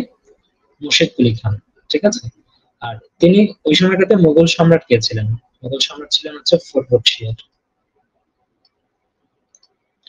নবাবী শাসন যখন শুরু হয়, মানে মুর্শিদ কুলি খান যখন আসলেন ক্ষমতায়, তখন কিন্তু মুঘল সম্রাট ছিলেন ফররুখ শিয়ার।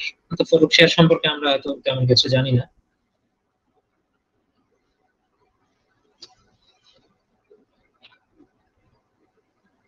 আচ্ছা, ডক্টর সমাপ্তি পোদ্দার বলেছেন শুধু এমসিকিউ এর জন্য পে করে ক্লাসগুলো করা যাবে কি? আসলে এখানে এমসিকিউ নিয়ে কোনো প্রোগ্রামটা হচ্ছে না, মানে এমসিকিউ দেওয়া নিয়ে কোনো প্রোগ্রামটা হচ্ছে না। এখানে প্রোগ্রামটা হচ্ছে আমি অ্যানালাইসিস করে পড়াচ্ছি, আপনারা আমার সাথে থেকে পড়বেন এই তথ্যগুলো। আর এই তথ্যগুলো পড়তে গিয়ে আমাদের একটা পিডিএফ দরকার হয়। সেই পিডিএফ গুলো কিসের পিডিএফ? সেটা হচ্ছে এমসিকিউ এর পিডিএফ। এটা হচ্ছে আমাদের পড়ার হচ্ছে একটা সহায়ক মাধ্যম পিডিএফটা। এই পিডিএফটা আলাদা করে কোথাও সেল হবে না, কখনো কাউকেও আমি দিব না, পিডিএফ এ কোনোদিন অ্যান্সারও থাকবে না। ঠিক আছে, তো এই কোর্সে আমার সাথে বসে বা আমার ক্লাস থেকে আপনারা যদি ব্যাখ্যা বিশ্লেষণ সহ যদি এই এই উপকারটুকু, আপনার উপকার হবে কিনা জানি না, আমার মতে উপকার হচ্ছে, তাহলে এই উপকারটুকু নিতে যদি না পারেন তাহলে অন্ততপক্ষে এই প্রশ্ন করবেন না যে পিডিএফ সেল হয় কিনা বা এমসিকিউ শুধু পাওয়া যাবে কিনা, এই প্রশ্নগুলো করবেন না। এটা কোর্সের ফি হচ্ছে 1500 টাকা। এই 1500 টাকা দিয়ে আপনি জয়েন করলে এই ক্লাসগুলো সবই আপনি 4000 এমসিকিউ সলভের পুরো ক্লাসটা বা পিডিএফ গুলো পেয়ে যাবেন। ঠিক আছে, তারপরে আসি 23 নম্বর গেল, এবার আমরা যাব হচ্ছে 24। পলাশী প্রান্তর কোন নদীর তীরে অবস্থিত? এটা আমরা প্রান্তরটা দিয়েছি, মোটামুটি পলাশী যুদ্ধের যে সময়কালটা আমরা এটা খুব ভালোভাবে করি, কিন্তু অনেকে আবার এটা ভুলও করি। তবে যুদ্ধের যে সময়কালটা, এটা কিন্তু আমি 3 স্টার বা 100% ইম্পর্টেন্ট বলবো। ঠিক আছে, যুদ্ধ হয়েছিল কখন? 23 জুন 1757। ঠিক আছে, এটা অবশ্যই জানতে হবে। আর এই পলাশীর প্রান্তরটা কোথায় অবস্থিত, কোন নদীর তীরে অবস্থিত? সেটা হলো ভাগীরথী নদীর তীরে অবস্থিত। পলাশী যুদ্ধ আমরা জানি যে এখানে শেষ নবাব ছিলেন হচ্ছে নবাব সিরাজউদ্দৌলা, আর ইংরেজদের সাথে যুদ্ধটা হয়, নবাবটা হেরেছে। তারপর হচ্ছে বক্সারের যুদ্ধ কোন সালে সংঘটিত হয়? এই সালটা হচ্ছে সিরিয়ালে দেওয়া আছে, আমরা জানি 1764 সালে। এই বক্সারের যুদ্ধ কার কার মধ্যে হয়? মীর কাসিম আর ইংরেজদের মধ্যে।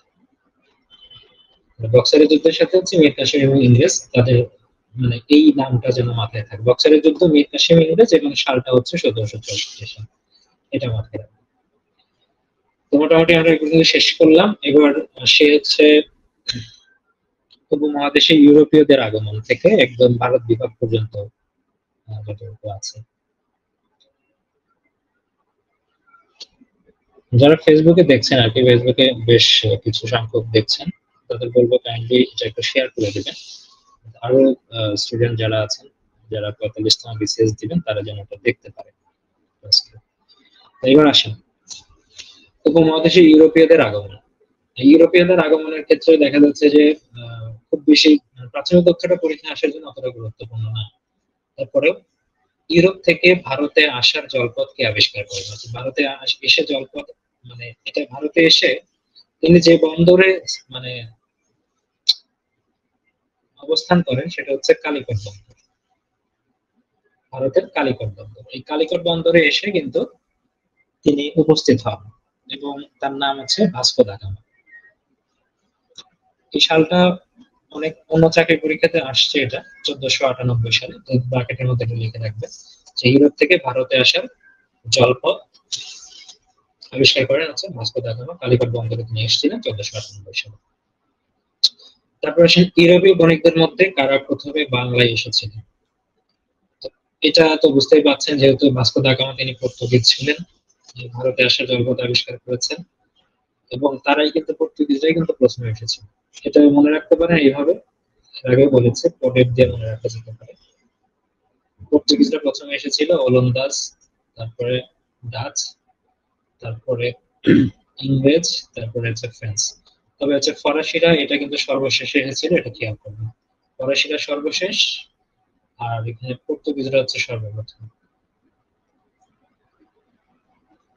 এটা হয়ে গেল। আর ইউরোপের কোন দেশের অধিবাসীদের দিনেমার বলা হয়? দিনেমার থেকে ডেনমার্ক, মানে ডেনমার্ক দিনেমার, ডেনমার্ক দিনেমার, এটা কিন্তু মনে থাকবে। ঠিক আছে, এটা খুব বেশি প্যারা নেওয়ার কিছু নেই। তারপর আসেন 4 নম্বর প্রশ্ন। কোন ইংরেজ ইংল্যান্ডের রাজা প্রথম জেমসের চিঠি নিয়ে সর্বপ্রথম সম্রাট জাহাঙ্গীরের দরবারে আসেন? অর্থাৎ মুঘল শাসক যারা ছিলেন তাদের সময়টাতেই তো ইংরেজরা এসেছিল, ইস্ট ইন্ডিয়া কোম্পানি শাসন শুরু করে। শাসনের আগে যে তারা হচ্ছে ব্যবসা করে, এই ব্যবসার উদ্দেশ্যে এসেছিল। তো তারা কিন্তু প্রথম সম্রাট জাহাঙ্গীরের দরবারে আসছিল। তবে সম্রাট জাহাঙ্গীরের দরবারে আসার আগে কিন্তু আমরা যদি মুঘল সম্রাটদের সিরিয়ালটা আমরা জানি, তাহলে বাবার হলো একবার জল সারিল অবশ্যই, এটা আমরা জানি। ওই বাবর, তারপর হুমায়ুন, আকবর, তারপরে জাহাঙ্গীর। খেয়াল যদি করি যে দেখেন আকবরের পরে হলো জাহাঙ্গীর, আকবর তারপর হচ্ছে জাহাঙ্গীর, তাই না? মোটামুটি এই ইস্ট ইন্ডিয়া কোম্পানির সাথে মানে ইস্ট ইন্ডিয়া কোম্পানির ইতিহাস যদি আমরা নিতে চাই, তাহলে দেখা যাবে যে আকবর থেকেই মোটামুটি ইতিহাসটা শুরু।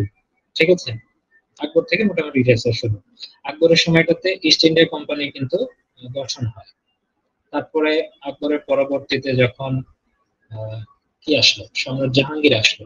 এই সম্রাট জাহাঙ্গীরের শাসনামলেই কিন্তু প্রথম রিকোয়েস্ট নিয়ে আসছে আর কি, মানে ইংল্যান্ডের রাজার প্রথম দিন চিঠি নিয়ে সম্রাট জাহাঙ্গীরের দরবারে আসছে হচ্ছে কে আসছে, ক্যাপ্টেন হকিন্স। এবং আসলেন যে তিনি অবশ্যই বাণিজ্য করার উদ্দেশ্যে আসছে এবং ইস্ট ইন্ডিয়া কোম্পানিকে সুরাটে বাণিজ্য করার অনুমতি দেয়, সর্বপ্রথম বলা হয়েছে। অর্থাৎ ইস্ট ইন্ডিয়া কোম্পানি ভারতবর্ষের সুরাটে, এই সুরাটে কিন্তু প্রথম বাণিজ্য করে। যদি বলা হয় যে ইস্ট ইন্ডিয়া কোম্পানি প্রথম কোথায় বাণিজ্য করে স্থাপন করে, সেটা হলো সুরাটে। এর মধ্যে কিন্তু আছে এই বিষয়টা। তার মানে এটা অনুমতি দেয় কোন সম্রাট, যেহেতু রিকোয়েস্ট করলো জাহাঙ্গীরকে, অবশ্যই জাহাঙ্গীরই এটা রিকোয়েস্টটা রাখবে, অন্য কেউ তো রাখবে না। এখানে এই কথাগুলো বলা আছে। আর এখানে যে আকবরের কথাটা বলছিলাম, যে আকবরের সময়টা কিন্তু ইস্ট ইন্ডিয়া কোম্পানিটা প্রতিষ্ঠা, যদি কখনো আসে পরীক্ষাতে যে কার শাসনামলে ইস্ট ইন্ডিয়া কোম্পানি গঠন হয়, সেটা হচ্ছে আকবরের সময়টাতে। তাহলে আকবর, জাহাঙ্গীর, তারপরে কে হয় সিরিয়ালে গেলে, সারিল সৌধে, তারপরে শাহজাহান। এরপরে তাহলে কি হবে, এরপরে এই দেখেন ভারতে কিন্তু ভারতের সুরাটে বাণিজ্য কুঠি নির্মাণ করলো জাহাঙ্গীরের আমলে। এরপরে শাহজাহান, এখন তারা হচ্ছে বাংলার দিকে আসবে না, বাংলার এরিয়াতে আসবে। তার মানে পরের অ্যান্সারটা হবে শাহজাহান এবং পরের তথ্যটা হবে কি বঙ্গদেশে। ঠিক আছে, পরের তথ্যটা হবে বঙ্গদেশে। সেই প্রশ্নে আমি যাচ্ছি। এই কোন সম্রাট ইংরেজদের বঙ্গদেশে কুটির নির্মাণের অনুমতি দেয়? তাহলে ডেফিনেটলি কোনটা হবে, সম্রাট শাহজাহান, যেটা আমি কিছুক্ষণ আগে বললাম, সম্রাট শাহজাহান। এটা বঙ্গদেশে কুটির নির্মাণের অনুমতি দেয় হচ্ছে সম্রাট শাহজাহান। তাহলে আকবর, জাহাঙ্গীর এবং শাহজাহান। আচ্ছা, এরপরে এখান থেকে একটা তথ্য আপনারা লিখে নেবেন। এটা অবশ্যই যে সম্রাট ফজলুল শিয়ারের এখানে আপনারা লিখতে পারেন অ্যারো দিয়ে। তাহলে সমগ্র বাংলায় বিনা শুল্কে বাণিজ্য করার অনুমতি দিয়েছিলেন তিনি। সমগ্র বাংলায়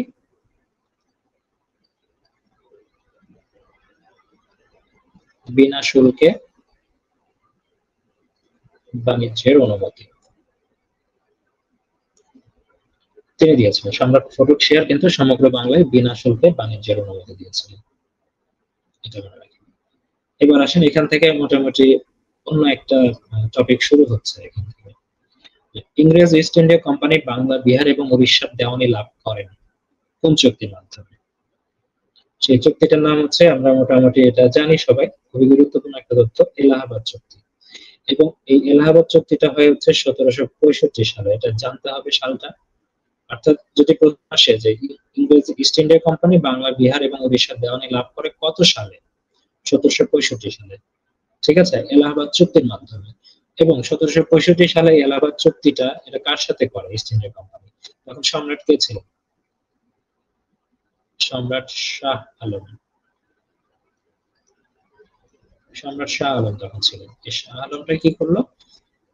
এলাহাবাদ চুক্তির মাধ্যমে ইস্ট ইন্ডিয়া কোম্পানিকে বাংলা, বিহার, উড়িষ্যার দেওয়ানি দিল। আর এই যে কাজটা হলো 1765 সালে দেওয়ানি লাভ করলো, এবং দেওয়ানি লাভ করে মানে এই সময়টাতে তাহলে লর্ড কে ছিলেন? মানে ইংল্যান্ডের যে ইস্ট ইন্ডিয়া কোম্পানি তখন লর্ড কে ছিলেন? লর্ড ছিলেন হচ্ছে লর্ড ক্লাইভ। বাংলার প্রথম গভর্নর তখন হয়ে গেলেন তখন, হ্যাঁ? এই লর্ড ক্লাইভ, বাংলার প্রথম গভর্নর হচ্ছে লর্ড ক্লাইভ। তার মানে এই লর্ড ক্লাইভের সময়টাতেই কিন্তু এই কাহিনীটা হলো। এবং লর্ড ক্লাইভ যখন এলাহাবাদ চুক্তিটা করলো, দেওয়ানি লাভ করলো, তারপরে কিন্তু এই ফলশ্রুতিতেই তিনি কি করলেন? এই সময়টাতে দ্বৈত শাসন ব্যবস্থা চালু করলেন। তার মানে দ্বৈত শাসন ব্যবস্থাটা কখন চালু হলো? এই যে এখানে যে এলাহাবাদ চুক্তির মাধ্যমেই কিন্তু এটা চালু হয়ে গেল পরবর্তীতে, ঠিক আছে, দ্বৈত শাসন। তার মানে এলাহাবাদ চুক্তি 1765, দ্বৈত শাসন ব্যবস্থা চালু হলো 1765 সালে, ঠিক আছে, দ্বৈত শাসন ব্যবস্থা চালু হলো 1765 সালে। দ্বৈত শাসন বলতে কি বোঝাচ্ছে? এটা আপনারা জানেন যে বিচার এবং শাসন এটা থাকবে নবাবের হাতে। মানে নবাবের কাজ হচ্ছে যে এরিয়াটা তদারকি করা, রক্ষণাবেক্ষণ করা, কোথায় কি হয়েছে না হয়েছে এগুলো দেখা। আর রাজস্ব মানে টাকা কালেকশন গুলো করা, আর হচ্ছে দেশ রক্ষার যে কাজটা এটা হচ্ছে কোম্পানির হাতে ছিল। এটাই দ্বৈত শাসন, এটা আপনারা জানেন। আর এই দ্বৈত শাসন ব্যবস্থা যখন শুরু হলো তখন তো ডেফিনেটলি দুর্ভিক্ষ শুরু হয়ে গেল ওই সময়টাতে। আর ওই সময়টাতে যে একটা দুর্ভিক্ষ হলো সেটাকে বলা হয় ৭৬-এর মন্বন্তর। বাংলা কত সালে ৭৬-এর মন্বন্তর হয়েছিল? তাহলে এখানে সবটার সাথে ৭৬ দেওয়া আছে, আপনারা এটা অ্যান্সার করবেন। 10 নম্বর অ্যান্সার, এটা অ্যান্সারটা কত হবে? 1176 ভাই।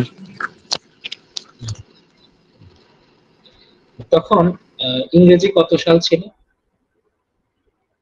1770। ঠিক আছে, এটাও জানতেন না? এটা দুটোই জানতে হবে। 1770 ছিল তখন, এটা জানতে হবে। আর এখান থেকে আরেকটি গুরুত্বপূর্ণ তথ্য হয়, এই সময়টাতে বাংলার গভর্নর কে ছিলেন? এই সময়টাতে বাংলার গভর্নর ছিলেন, হ্যাঁ, কার্টিয়ার, বাংলার গভর্নর। বাংলার অংশের গভর্নর ছিলেন হচ্ছে লর্ড ক্লাইভ ছিল, তারপরে বাংলার গভর্নর হলো কার্টিয়ার, যখন মন্বন্তরটা হলো। আচ্ছা, তারপরের প্রশ্ন দেখেন, দ্বৈত শাসন কিন্তু লর্ড ক্লাইভটা চালু করে গেল, এবং লর্ড ক্লাইভ ছিলেন হচ্ছে বাংলার প্রথম গভর্নর, ঠিক আছে। তারপরে পরেরটা যদি আমরা আসি গুরুত্বপূর্ণ জিনিস, সেটা হচ্ছে ওয়ারেন হেস্টিংস। তাহলে দ্বৈত শাসন উনি চালু করে গেলেন। এটা যদিও আমি প্রশ্নটা এইভাবে বলতাম যে সর্বপ্রথম রাজস্ব বোর্ড স্থাপন করেন কে? রাজস্ব বোর্ড। রাজস্ব বোর্ড, রাজস্বর যে ব্যাপারটা এটা তো কালেকশন করবে কে? দ্বৈত শাসনের মধ্যে আছে, কিন্তু রাজস্ব বোর্ড স্থাপন করলেন কিন্তু এই ওয়ারেন হেস্টিংস, এবং তিনি এসেই কিন্তু আবার দ্বৈত শাসন ব্যবস্থা বাতিল করলেন। তাহলে রাজস্ব বোর্ড স্থাপন প্লাস যদি বলা হয় দ্বৈত শাসন বাতিল,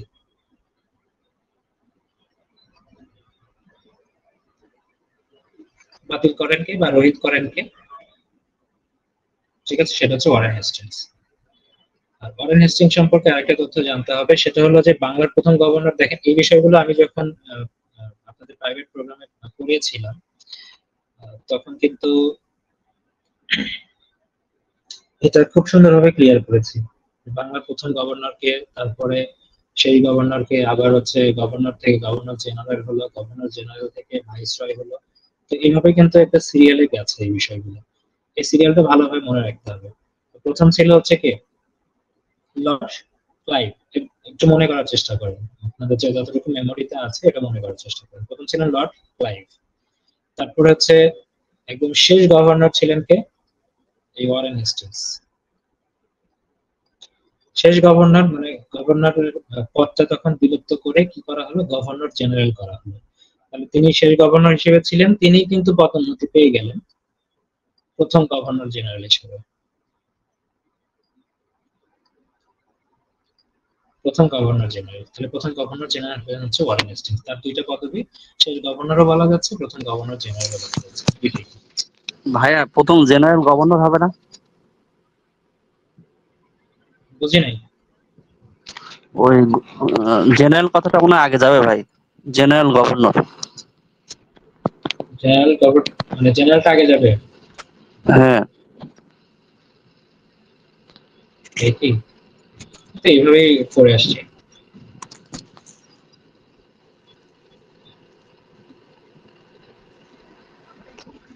এটা কি অন্যভাবে আছে দেখি, তো এটা দেখি। জেনারেলটা আগে আসার কথা কোম্পানি অ্যাক্টের অনুসারে একটু দেখে নেব।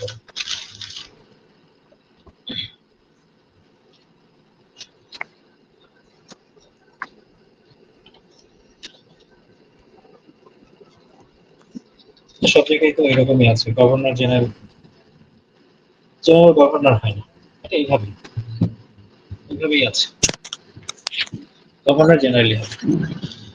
ঠিক আছে, আচ্ছা ভাই। গভর্নর জেনারেল, তাহলে প্রথম গভর্নর জেনারেল এটি। তারপরে ভারতীয় উপমহাদেশে সিভিল সার্ভিস চালু করেন, অর্থাৎ আমরা যে বিসিএস দিচ্ছি, ইন্ডিয়ান হচ্ছে আইসিএস, এই উপমহাদেশে এখান থেকে বিসিএস টা শুরু হয়েছে আমাদের দেশে। আইসিএস এই যে বিসিএস যেটাই বলি না কেন, এটা কিন্তু এই দেশে মানে ভারতীয় উপমহাদেশে কে নিয়ে এসেছিল, ঠিক আছে, এটা মনে রাখবেন, লর্ড কর্নওয়ালিস। তারপরে ছিল হচ্ছে, ঠিক আছে, Debashis M Partha, governor general বলছেন, ঠিক আছে, এটাই আমরা সবাই জানি, অথবা উনি কোথাও দেখেছে। তারপরে আমি আবার শিওর হলাম যে আমি আবার দেখতে ভুল করলাম কেন, নতুন কানেকশন আসছে কিনা। লর্ড কর্নওয়ালিস, দেখেন লর্ড কর্নওয়ালিস সম্পর্কে কয়েকটা তথ্য আমাদের জানতে হবে এখান থেকে, যে তিনি কিছু জিনিস প্রবর্তন করেন, যেমন 10 শালা বন্দোবস্ত, তারপর হচ্ছে চিরস্থায়ী বন্দোবস্ত। এই চিরস্থায়ী বন্দোবস্ত কিন্তু সময়টা আপনাদের জানতে হবে, 1793। আর এই সময়টাতে চিরস্থায়ী বন্দোবস্ত যখন করলেন তখন কিন্তু একটা আইনও করেছিলেন, সেটা হচ্ছে সূর্যাস্ত আইন। এই সূর্যাস্ত আইনটাও কিন্তু ওই 1793 সালে হয়েছে, মানে আলাদা করে সালটা মনে রাখতে হবে। 1793টা চিরস্থায়ী বন্দোবস্তের সাথে মনে রাখতে হবে, মনে রাখলেই এই সূর্যাস্ত আইনটাও ওর সাথে সাথে মনে রাখবেন। ঠিক আছে, 10 সালের সালটা লাগবে না, চিরস্থায়ী বন্দোবস্তটা মনে রাখবেন। তাহলে লর্ড কর্নওয়ালিস হচ্ছে ভারতীয় উপমহাদেশে সিভিল সার্ভিস চালু করেন, লর্ড কর্নওয়ালিস। তারপরে আসেন হচ্ছে, আচ্ছা এখানে লর্ড ওয়েলেসলি সম্পর্কে একটা তথ্য যদি আমরা বলি, 9 নম্বরের প্রেক্ষাপটে, তিনি হচ্ছে অধীনতামূলক মিত্রতা নীতির প্রবর্তক।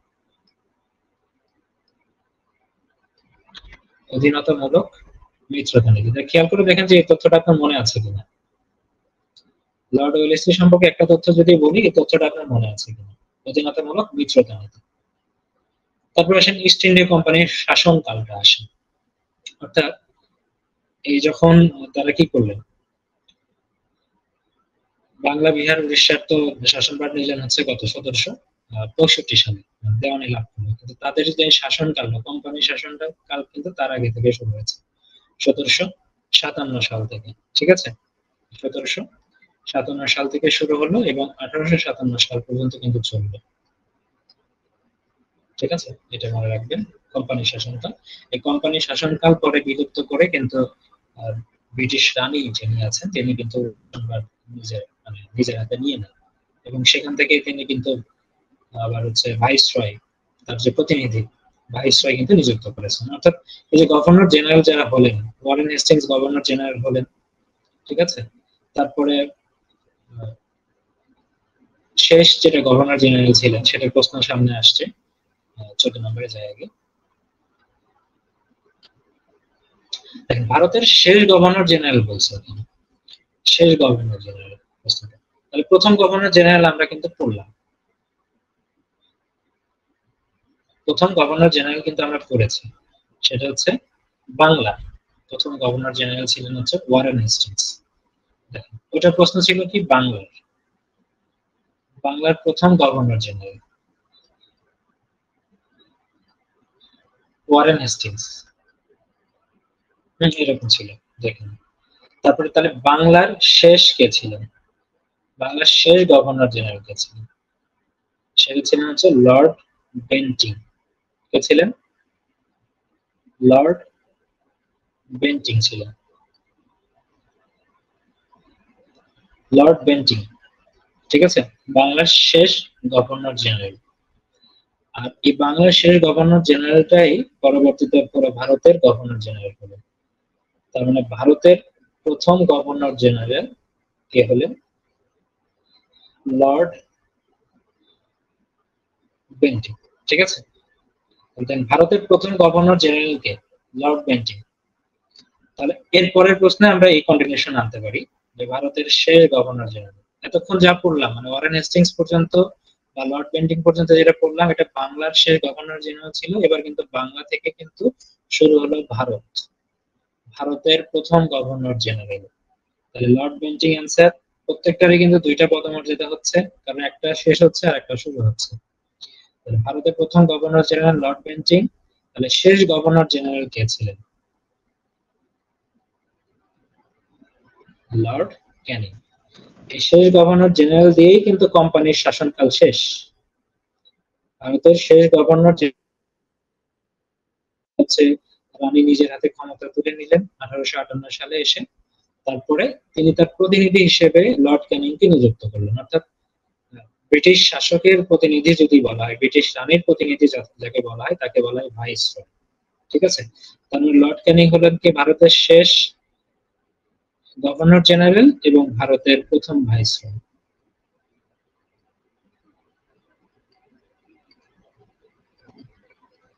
ভাইসরয় বা রাজপ্রতিনিধি। এই জায়গাগুলো একটু কিন্তু কমপ্লিকেটেড, অনেক সময় মনে হতে পারে। তবে সিরিয়ালটা আপনাকে মনে রাখতে হবে যদি এই অ্যান্সার গুলো আপনি একদম কারেক্টলি করতে চান, যদি কোনো রকম কনফিউশন ছাড়া। কোনটা আসবে দেখা যাবে যে আমি হচ্ছে যে প্রশ্নগুলো আমি এখানে দিয়েছি হয়তো ডিরেক্ট এই প্রশ্নগুলোই থাকবে, তারপর ব্যাখ্যা বিশ্লেষণ একটু ডিপে গেছি আমি এখানে। দিক থেকে যদি কখনো প্রশ্ন আপনারা যেন এটা ক্লিয়ার রাখতে পারেন। হ্যাঁ, ভারতের প্রথম ভাইসরয় হচ্ছে লর্ড ক্যানিং। এবার আসেন পরেরটাতে, লর্ড ক্যানিং কি করেছে। লর্ড ক্যানিং উপমহাদেশে প্রথম কোন ব্যবস্থা চালু করেন? দেখেন এখানে কিন্তু 4টা ব্যবস্থা আছে এবং 4টা ব্যবস্থাই গুরুত্বপূর্ণ। এবং 4টা ব্যবস্থার মধ্যে যদি আমি দেখি এখন বিশ্লেষণ যদি করি, চিরস্থায়ী বন্দোবস্ত এটা কি করলো? কর্নওয়ালিস, লর্ড কর্নওয়ালিস করলো। তারপর দ্বৈত শাসন ব্যবস্থা এটা কি করলো? লর্ড ক্লাইভ, লর্ড ক্লাইভ করলো। রোহিত করলো কে? Warren Hastings. তারপর সতীদাহ নিবারণ ব্যবস্থা, সতীদাহ প্রথা এটাকে নিবারণ করলো, এটা কিন্তু করেন হচ্ছে লর্ড বেন্টিং। ঠিক আছে, বেন্টিং করে, লর্ড বেন্টিং। সতীদাহ নিবারণের কথা যখনই আসে ওই সময়টাতে কিন্তু আরো একটা ছিল, সেটা হচ্ছে বিধবা বিবাহ প্রচলন। এই বিধবা বিবাহ কিন্তু প্রচলন করেছিলেন হচ্ছে বিধবা বিবাহ ডালহৌসি, ডালহৌসির সময়টাতে হয়েছিল। ঠিক আছে, এটা খেয়াল রাখবেন। তার মানে এখানে দেখেন সব অ্যান্সার গুলো পাইলামই, ওড ম্যান আউট দিয়েও কিন্তু এটা হচ্ছে। লর্ড ক্যানিং কোন ব্যবস্থা প্রচলন করেন? আপনি যদি এই অ্যান্সারটা নাও জানতেন তার মানে এই তিনটা জেনেও কিন্তু আপনি সঠিক অ্যান্সার করতে পারেন। তো এটাও কিন্তু আমার ট্রিক্স একটা, সেটা হলো কিছু কিছু প্রশ্নের ক্ষেত্রে দেখা যায় যে আমার হয়তো প্রশ্নটা কমন নাই, কিন্তু অপশন গুলো আমি বাদ দিতে পারি, একটা একটা করে বাদ দিতে পারি। যদি দেখেন যে পরীক্ষার হলে কোনো কিছুর ক্ষেত্রে 4টা অপশনের মধ্যে আপনি 2টা অপশন ডেফিনেটলি বাদ দিতে পারছেন, তার মানে আপনার হাতে থাকলে 2টা অপশন, যদি 2টা অপশন যদি থাকে মানে 50-50, তাহলে আপনার একটা অ্যান্সার হবে। তো এই 50-50 চান্স গুলো কখনোই ছেড়ে আসবেন না, অবশ্যই দাগে আসবেন। ঠিক আছে, এই 50-50 চান্স যতগুলো থাকবে একটাও ছেড়ে আসবেন না, সবগুলো দাগে আসবেন। আচ্ছা, তাহলে এটা কি হলো? লর্ড ক্যানিং ভারত উপমহাদেশে প্রথম পুলিশি ব্যবস্থা প্রচলন করে। তারপরে আসেন, কোন সালে ভারতবর্ষে প্রথম আদমশুমারি হয়? আচ্ছা, লর্ড ক্যানিং এর সময় কিন্তু আরেকটা বিশেষ একটা ঘটনা ঘটেছিল, সেটা একটু লিখতে পারেন। সেটা হলো এই সময়টাতে কিন্তু সিপাহী বিদ্রোহ হচ্ছিল। আমরা জানি সিপাহী বিদ্রোহ হয়েছিল কত সালে? 1857 সালে। ঠিক আছে, 1857 সালে। এই সময় কারণ কোম্পানির শাসনভার শেষ হলো 1857-তে, ওই সময়টাতে সিপাহী বিদ্রোহ হওয়ার কারণে। ঠিক আছে, আর ওই সময়টাতে যেহেতু বলা হলো যে লর্ড ক্যানিংটা সর্বশেষ গভর্নর জেনারেল ছিল, পরবর্তীতে তাকে হচ্ছে ভারতের প্রথম ভাইসরয় করা হয়। তাহলে এটা ঘটনা তো ইতিহাসের ঘটনা তো রিলেটেড। সিপাহী বিদ্রোহ হলো 1857 সালে, ওই সময়টাতে কোম্পানি শাসনকালটা বিলুপ্ত করা হয়। আচ্ছা, তাহলে কোন সালে ভারতবর্ষে প্রথম আদমশুমারি হয়? 1872 সালে। এর বেশি ব্যাখ্যায় যাব না, এতটুকুই। তারপরে স্থানীয় সরকার ব্যবস্থা প্রবর্তন করেন কে? লর্ড রিপন। এতটুকুই জানেন, স্থানীয় সরকার ব্যবস্থা যেটা, এটা কে প্রবর্তন করেন? লর্ড রিপন। এখান থেকে অন্য কোনো ব্যাখ্যায় যেতে হবে না। তারপর পূর্ব বাংলা এবং আসামের প্রথম লেফটেন্যান্ট গভর্নর কে ছিলেন?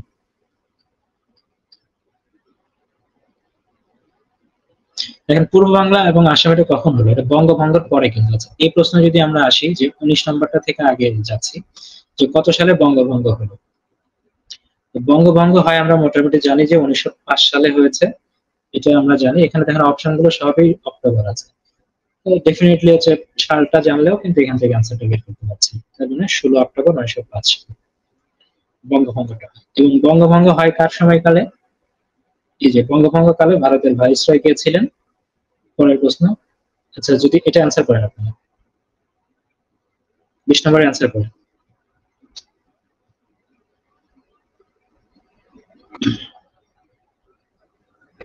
বিশ নম্বরটার অ্যান্সার বলেন।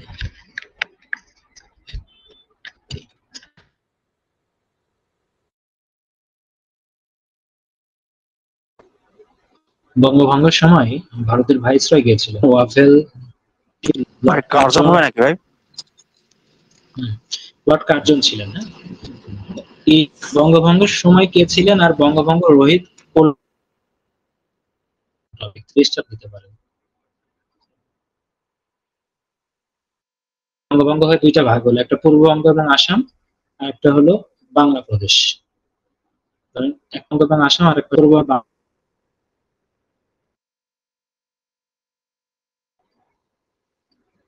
পূর্ব বাংলা এবং আসাম যেটা, এটা রাজধানী হলো কোনটা? ঢাকা। আর ওইদিকে বাংলা প্রেসিডেন্সি যেটা হলো, মানে প্রদেশ যেটা হলো, সেটার রাজধানী। এটা জানলেন। আর এখানে দেখেন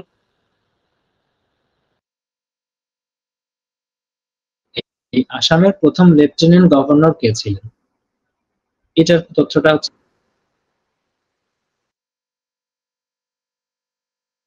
ব্যামফিল্ড ফুলার ছিলেন হচ্ছে এই পূর্ববঙ্গ সাইডের। আর এখানে বাংলা প্রদেশের যেটা ছিলেন, বাংলা প্রদেশের গভর্নর মানে লেফটেন্যান্ট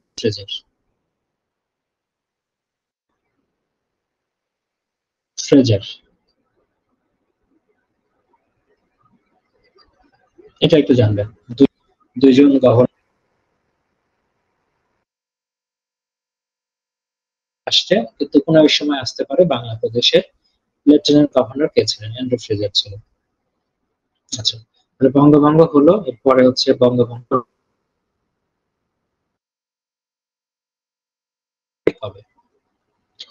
বঙ্গভঙ্গ হয় 1905 সালের সবগুলোতেই 11 সালটা আছে, এবার কিন্তু তারিখটা এখানে ভিন্ন দেওয়া আছে। তারিখটা হবে 12ই ডিসেম্বর 1911। ঠিক আছে, 12ই ডিসেম্বর 1911।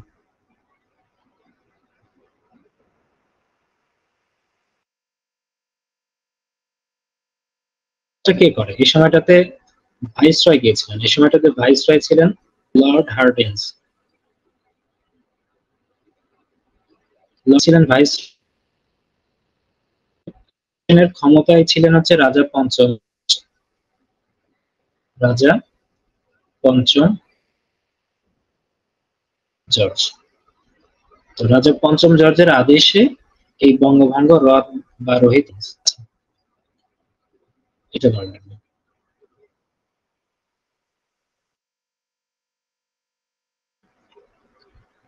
কোন সালে বঙ্গভঙ্গ রদ বা রহিত হয় সেটা জানলেন। আর হচ্ছে কে করে? রাজা পঞ্চম জর্জ, এটা কিন্তু পরীক্ষা একবার এসেছিল। তাহলে কার সময়টাতে হইলো? ওই কে ভাইসরয়?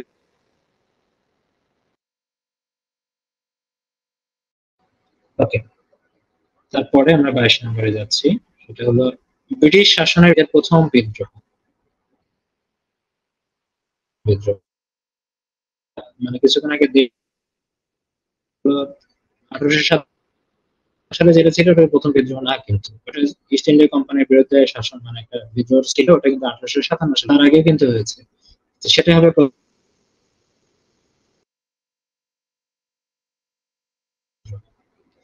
এটা প্রায় 1700 সাল থেকে শুরু হয়েছিল, 1760 সাল থেকে শুরু হয়ে 1800 সাল পর্যন্ত কিন্তু চলছে। আবার যদি সময় ধরা হয় তাহলে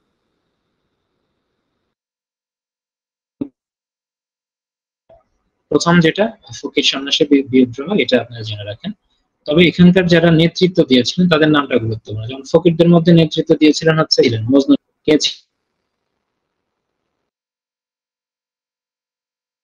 সন্ন্যাসীদের মধ্যে ছিলেন হচ্ছে ভবানী পাঠক। সন্ন্যাসীদের মধ্যে কি ছিলেন? ভবানী।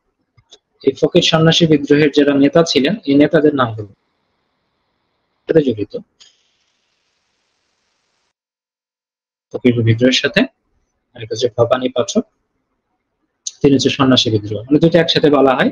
ফকির সন্ন্যাসী বিদ্রোহ, মজনু শাহ এবং ভবানী পাঠক তাদের হচ্ছে নেতা ছিলেন। প্রশ্নটার অ্যান্সার অলরেডি আমরা জেনে গেছি। দেখেন ময়মনসিংহ এবং শেরপুরে ফকির আন্দোলনের নেতা কে ছিলেন? এখানে অ্যান্সার গুলো যদি দেখেন, অ্যান্সার গুলোর মধ্যে পরিচিত হচ্ছে ফকির মজনু শাহ। ঠিক আছে, এরপরে আসেন যে কত সালে তিতুমির বাঁশের কেল্লা স্থাপন করেন?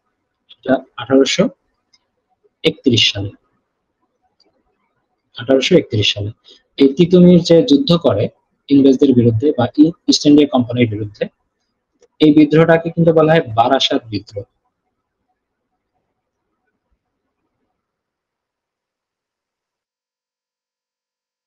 বারাসাত বিদ্রোহ হচ্ছে কোম্পানির বিরুদ্ধে প্রথম বাঙালি শহীদ তিনি তিতুমির। যদি লিখে রাখেন, ইস্ট ইন্ডিয়া কোম্পানির, সেটা বুঝে যাবে, ইস্ট ইন্ডিয়ার বিরুদ্ধে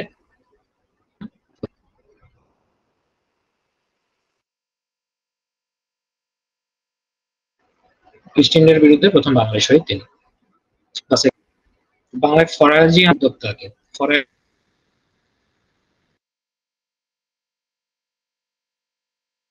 যখন মারা গেলেন, তারপরে হচ্ছে দায়িত্বভার গ্রহণ করলেন হচ্ছে দুদু মিয়া। ঠিক আছে, তারপর এই দুদু মিয়ার আল্লাহর আইনের পরিপন্থী যে কার বর্ষণ। Sir hello hello sir. শুনতে পাচ্ছি স্যার। ওই সাউন্ড মাঝে মাঝে প্রবলেম হয়, সাউন্ড আটকে যায়, আসে না, প্রায় হইতেছে আর কি। প্রায় হচ্ছে? জি স্যার। যেটা কি সবারই হচ্ছে? একটু জানান তো আমাকে। জি ভাই, সাউন্ড আটকে যাচ্ছে। প্রবলেম হচ্ছে। আচ্ছা, তাহলে আমি আবার একটু প্লাগ ইন করে নিই।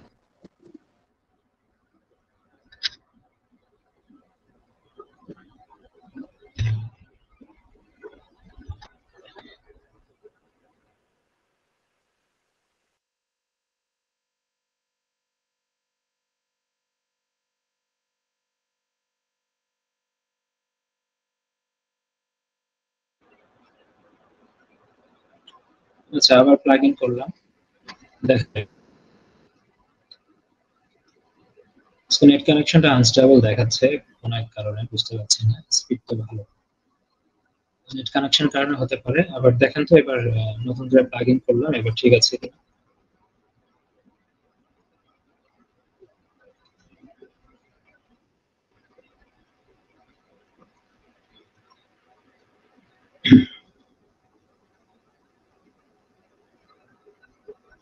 বুঝতে পেরেছি যে সাউন্ড প্রবলেম হচ্ছে, ক্লাস থেকে জানাইছে, আপনারা কমেন্ট করেছেন যে সাউন্ড প্রবলেম হচ্ছে। এখন দেখেন তো আবার মানে আমি নতুন করে প্লাগ ইন করলাম, এবার সাউন্ড ঠিক আছে কিনা একটু আবার জানান আমাকে।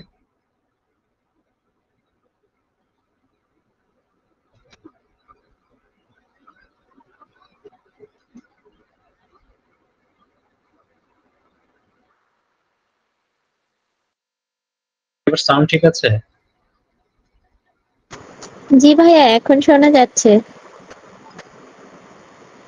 প্রবলেম হবে। যখনই একটু সমস্যা হবে বা কথা আটকে যাবে বা বুঝতে পারবেন না, আমাকে জানাবেন। নতুন করে প্লাগ ইন করে সেটা ঠিক হয়ে যাবে। ঠিক আছে, তাহলে এবার আসে নীল বিদ্রোহ সংঘটিত হয় বাংলাদেশের প্রেক্ষাপটে। নীল বিদ্রোহের সময়টা যদি আমরা দেখি 1959 থেকে 60 সাল পর্যন্ত। ঠিক আছে, মানে এই 3 বছরের যে এটা খেয়াল রাখবেন। আর এখান থেকে নীল বিদ্রোহের সাথে নীল কমিশনটা মাঝে মাঝে আসে, যে নীল কমিশনটা কবে হয়। এই নীল কমিশনটা কিন্তু 1860 সালে গঠিত হয়, নীল কমিশন, এটা একটু মনে রাখবেন। ঠিক আছে, আর এই নীল বিদ্রোহটা প্রথম কোথায় হয়? প্রথমে নীল বিদ্রোহটা কোথায় হয়? যশোরে। ঠিক আছে, চৌগাছে, এটা প্রথম।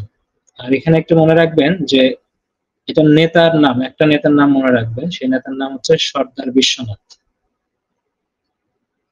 সর্দার বিশ্বনাথ, এই নেতার নামটা মনে রাখবেন। তাহলে নীল বিদ্রোহ কত সালে? 1859 থেকে 62। কমিশনটা হয় 1860 সালে। আর এই নীল বিদ্রোহটা প্রথম হয় হচ্ছে যশোরে।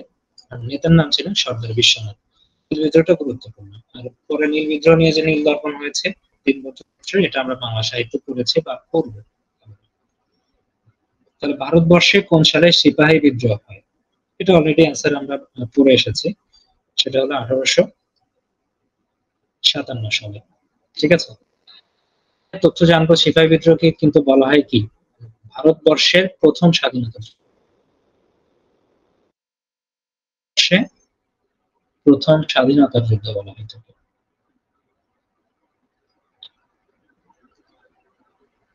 স্বাধীনতা যুদ্ধ হচ্ছে এই,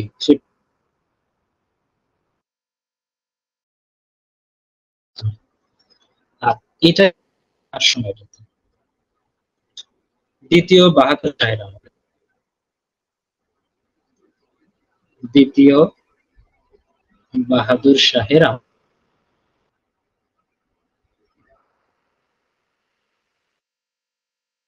সিপাহী বিদ্রোহ যারা করছিল তারা কিন্তু এই সিপাহী বিদ্রোহের যে নেতা ছিল মঙ্গল পান্ডে, ঠিক আছে, তারপরে লক্ষ্মীবাই। তো এই মঙ্গল পান্ডে কিন্তু এই দ্বিতীয় বাহাদুর শাহকেই তখন ভারতের হচ্ছে ভারতবর্ষের শাসন ইংরেজদের ওই সময়টাতে কিন্তু মানে ইস্ট ইন্ডিয়া কোম্পানির শাসন চলতেছিল ওই সময়টাতে, কিন্তু তারা দ্বিতীয় বাহাদুর শাহকেই নেতা হিসেবে মানছে, শাসক হিসেবে মেনেছে। তার মানে এটা কার সময়টাতে হয়েছে? দ্বিতীয় বাহাদুর শাহের আমলে সিপাহী বিদ্রোহটা হয়েছে। এই সিপাহী বিদ্রোহের নেতাটা কে ছিলেন? নেতার আমি অলরেডি অ্যান্সার বলে দিয়েছি, সেটা হচ্ছে মঙ্গল পান্ডে, মঙ্গল পান্ডে। আর আরো একজন উল্লেখযোগ্য নেতার কথা যদি বলি, সেটা আপনারা লিখতে পারেন, সেটা হচ্ছে লক্ষ্মী। এটা মনে রাখবেন, লক্ষ্মীদের নেতা ছিলেন মঙ্গল পান্ডে এবং লক্ষ্মীবাই। ঠিক আছে,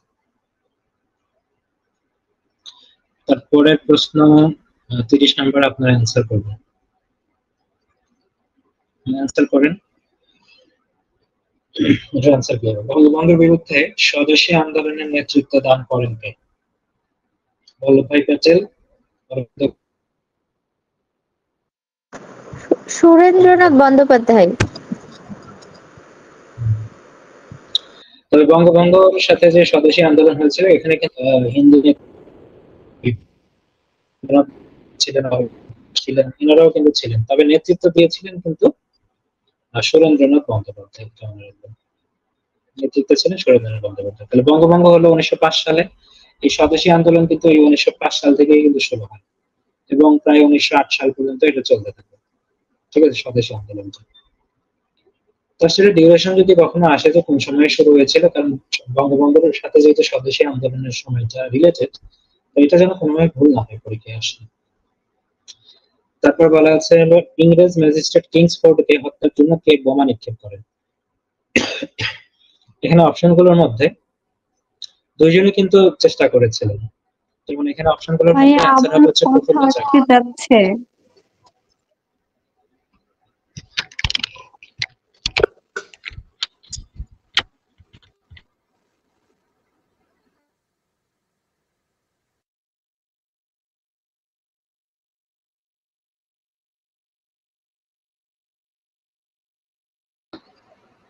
হুম।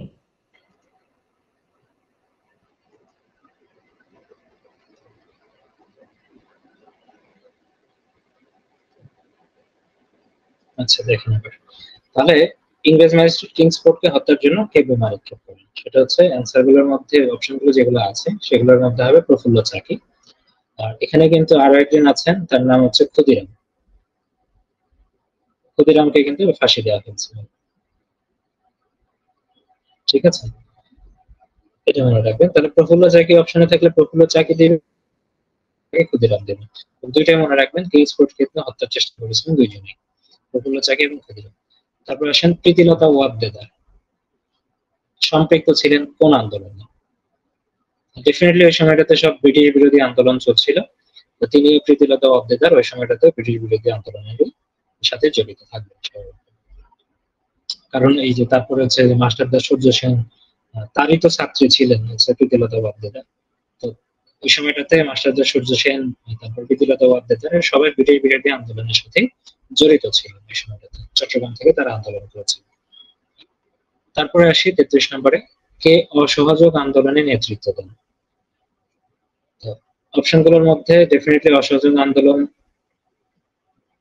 মহাত্মা গান্ধী। হ্যাঁ, মহাত্মা গান্ধী শুধু অসহযোগ আন্দোলন না, তার একটা বিখ্যাত আন্দোলন আছে, সেটা হচ্ছে ভারত ছাড় আন্দোলন। ভারত ছাড় আন্দোলন,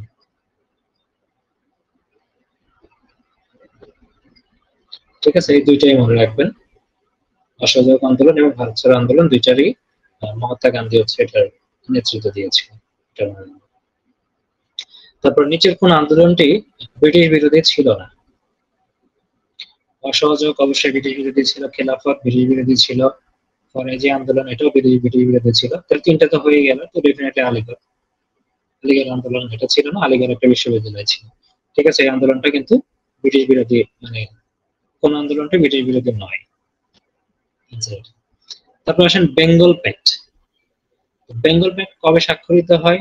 এই বেঙ্গল প্যাক্ট প্রশ্নটা করার সাথে সাথে আরো একজনের নাম মাথায় আসবে, তার নাম হচ্ছে চিত্তরঞ্জন দাস।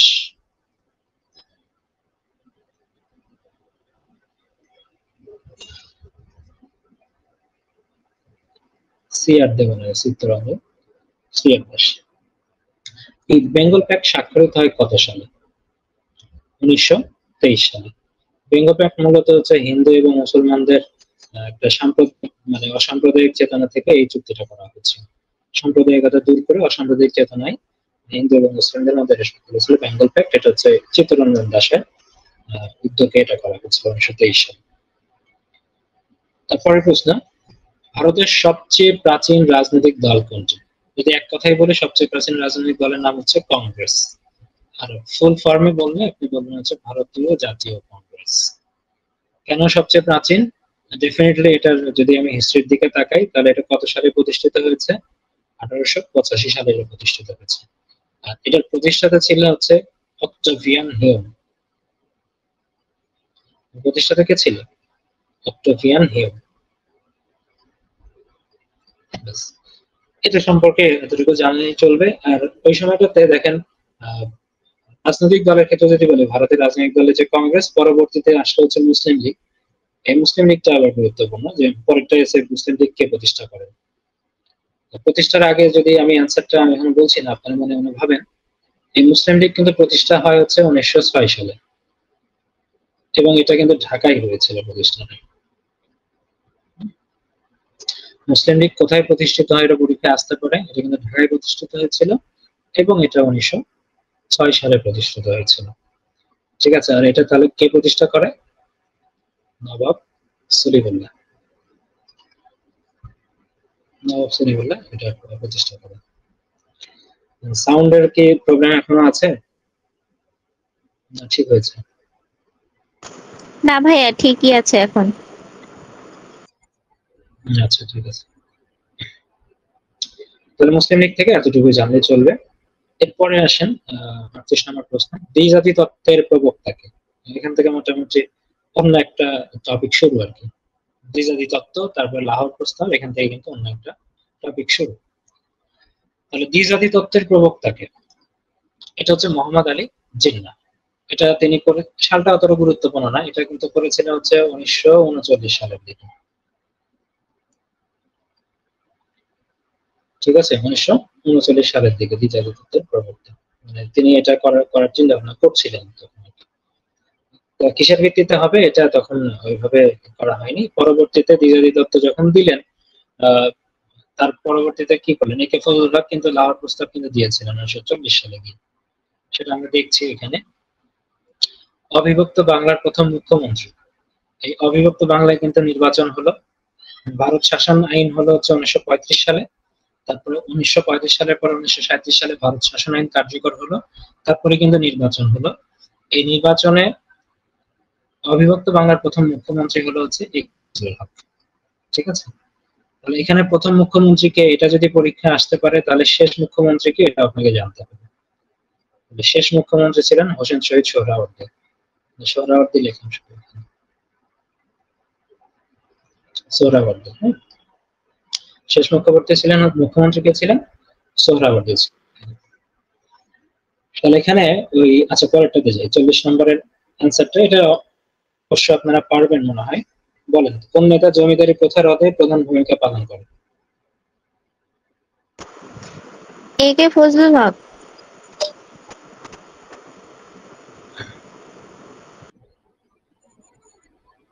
একে ফজলুল হক।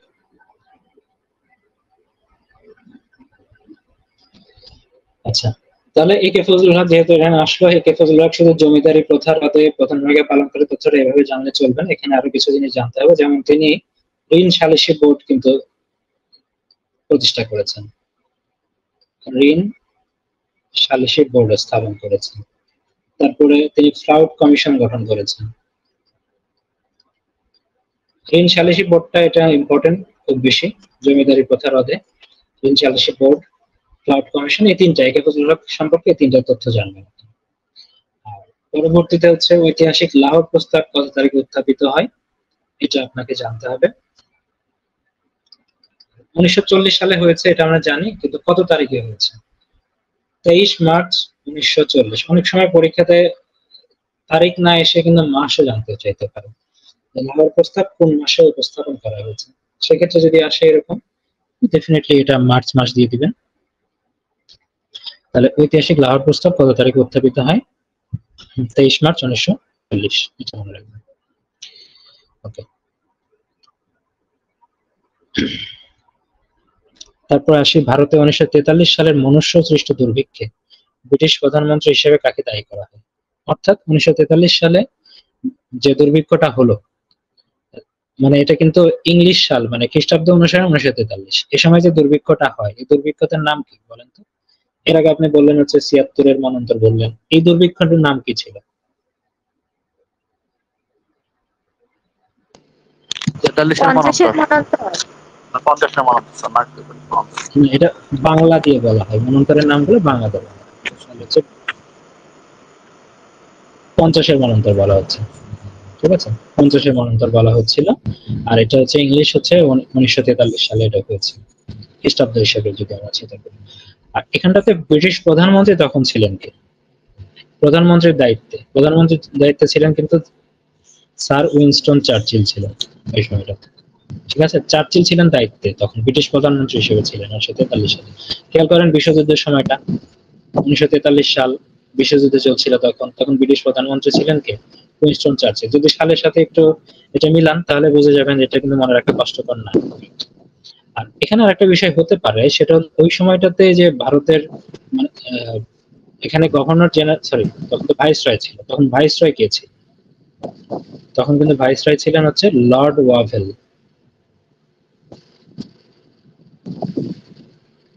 ঠিক আছে, এটা মনে রাখবেন। 50-এর মন্বন্তরের সময় ভাইসরয় ছিলেন লর্ড ওয়াভেল, আর তখন ব্রিটিশ প্রধানমন্ত্রী ছিলেন স্যার উইনস্টন চার্চিল, এটা মনে রাখবেন। এটা 50-এর মন্বন্তর। তারপর আসে যে ভারতের ক্যাবিনেট মিশন কখন এসেছিল? ক্যাবিনেট মিশন এসেছিল, এখানে দুইটা মিশনের কথা বলবো, একটা হচ্ছে ক্রিপস মিশন আর একটা হচ্ছে ক্যাবিনেট মিশন।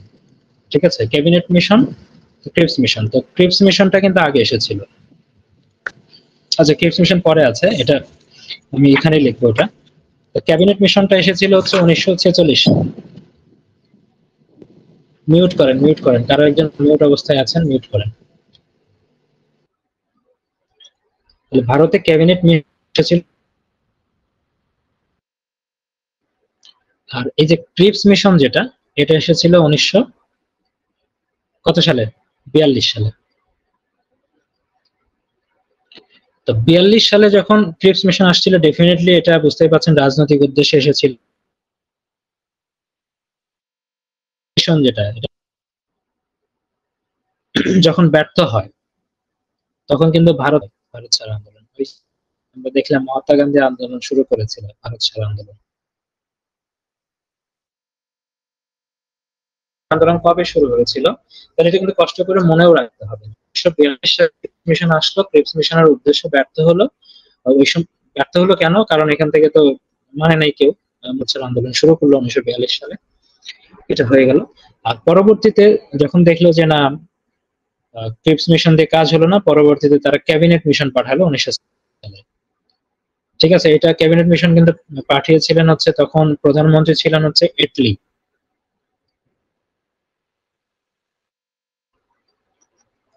তিনি কিন্তু এই ক্যাবিনেট মিশনটা পাঠিয়েছিলেন সেই সময়টাতে।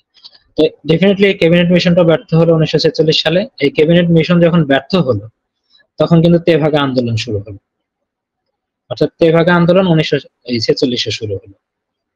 এর সাথে রিলেটেড দুইটাই আর কি। হ্যাঁ, ক্রিপস মিশন যখন ব্যর্থ হলো 1942 সালে, ভারত ছাড় আন্দোলন শুরু হলো। আর যখন 1946 সালে আসলো, ব্যর্থ হলো। মানে ওই সময়টাতে ব্যর্থ হওয়া মানে কি, মানে তেভাগা আন্দোলনের মাধ্যমে এটাকে ব্যর্থ করে দেওয়া হয়। ওই সময়টাতে যে প্রস্তাবগুলো নিয়ে আসা হয়েছিল, যে উদ্দেশ্য এসেছিল, সেই উদ্দেশ্যগুলোকে কিন্তু বানচাল করে দেওয়া হয় আন্দোলন করার। আচ্ছা, তাহলে এটা জানলেন দুইটা মিশনের ব্যাপারটা। এখন হচ্ছে অবিভক্ত বাংলার সর্বশেষ গভর্নর কে ছিলেন? অবিভক্ত বাংলার কথা বলা হচ্ছে, ভারতবর্ষের কথা বলেনি এখানে। অবিভক্ত বাংলার সর্বশেষ গভর্নর ছিলেন হচ্ছে স্যার ব্যারোজ। এখান থেকে এটাই জানবেন, স্যার ব্যারোজ অবিভক্ত বাংলার সর্বশেষ গভর্নর। তারপর আসি আমরা 45-এ। হ্যাঁ, 45 গেল, 46। দেশ বিভাগ কেন হয়েছিল? এই যে মোহাম্মদ আলী জিন্নাহ দ্বিজাতি তত্ত্ব প্রবর্তন করলেন, ডেফিনেটলি পরবর্তীতে হিন্দু মানে মুসলিমদের জন্য আলাদা রাষ্ট্র করা হবে, এই দৃষ্টিকোণ থেকেই কিন্তু এটা দেশটা বিভাগটা হয়েছিল, তাই না? দ্বিজাতি তত্ত্বের জন্যই কিন্তু এটা হয়েছিল। তারপরে ভারতের শেষ ব্লাড বা গভর্নর জেনারেল কে ছিলেন? ব্রিটিশ ভারতের শেষ ভাইসরয় বলাটা বেটার। ঠিক আছে, গভর্নর জেনারেল তো আবার আলাদা। তবে ব্রিটিশ ভারতের বলা যায়, ওই সময় যদি পরীক্ষাটা এইভাবে থাকে গভর্নর জেনারেল, তখন সিরিয়াল হয়তো মানতে হবে, কিন্তু এই দুটো তথ্য নিতে হবে। ব্রিটিশ ভারতের শেষ ভাইসরয় বা বড়লাট কে ছিলেন? ওই প্রথম ভাইসরয় যেটা ছিলেন, অন্নপূর্ণা লর্ড ক্যানিং, ওখান থেকে। তারপর সর্বশেষ ছিল 1947 সাল চলে আসলো, ওই সময়টাতে কে ছিলেন? লর্ড মাউন্টব্যাটেন কিন্তু দায়িত্বে ছিলেন শেষ ভাইসরয় হিসেবে। ঠিক আছে, এখন খেয়াল করেন যে দেশ ভাগ হয়ে গেল, তখন কি হলো? স্বাধীন ভারত হলো 47 সালে 14ই আগস্ট এবং 15ই আগস্ট। 14ই আগস্ট পাকিস্তান, 15ই আগস্ট ভারতের জন্ম হলো। ঠিক আছে, 47 সালে। তারপরে এই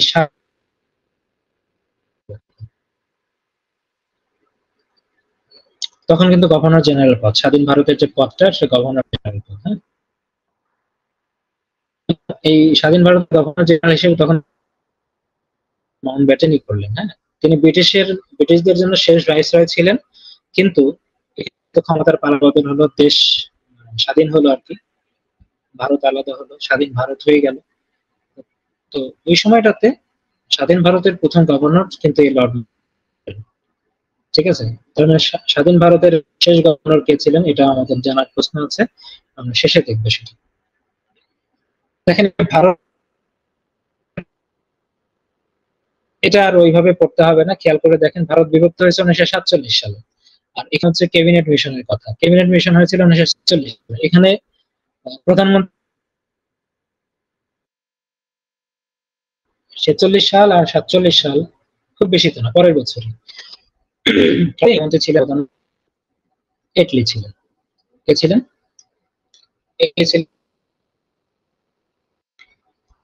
তারপরে আসি সালের সীমানা কমিশন কি নামে পরিচিত। এটা আমরা জানি, এই সময় মাধ্যমে ভারত পাকিস্তানকে আলাদা করে দেওয়া হয়েছে।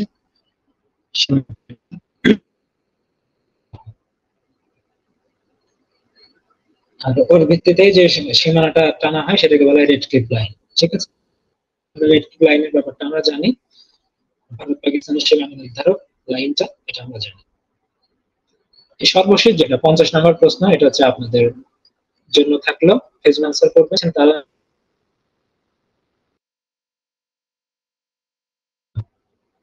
ও শেষ ভারতীয় গভর্নর জেনারেল কে?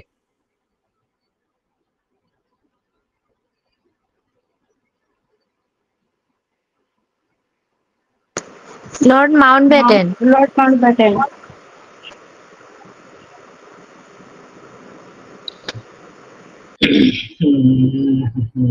অ্যান্সারটা নিচ্ছি না এখনো, আবার একটু চেষ্টা করেন, অন্যরা চেষ্টা করেন।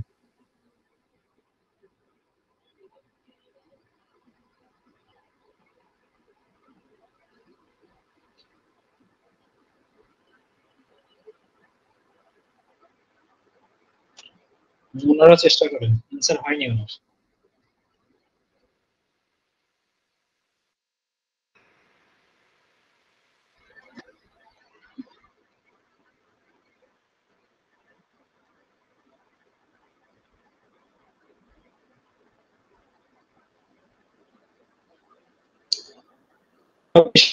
তারপরে মারুফ, সাফাত হোসেন, ফারজানা। ভাই ওইটাই তো হয়, লর্ড মাউন্টব্যাটেন। স্যার নেহেরু হবে সম্ভবত। কিছুক্ষণ আগে, আচ্ছা আচ্ছা, কনফিউশনটা কোথায় হচ্ছে আমি বলি। এটা হলো যে ওই যে আমি কিছুক্ষণ আগে বললাম যেটা, এই যে এখানে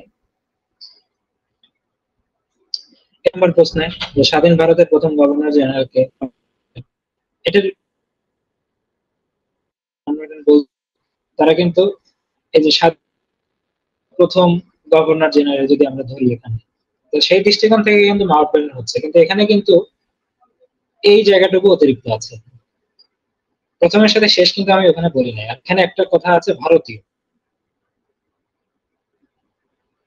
লর্ড মাউন্টব্যাটেন কিন্তু ভারতীয় ছিলেন না। যদি বলা হয় স্বাধীন ভারতের প্রথম গভর্নর জেনারেল কে, তাহলে লর্ড মাউন্টব্যাটেন। প্রথম ভারতীয়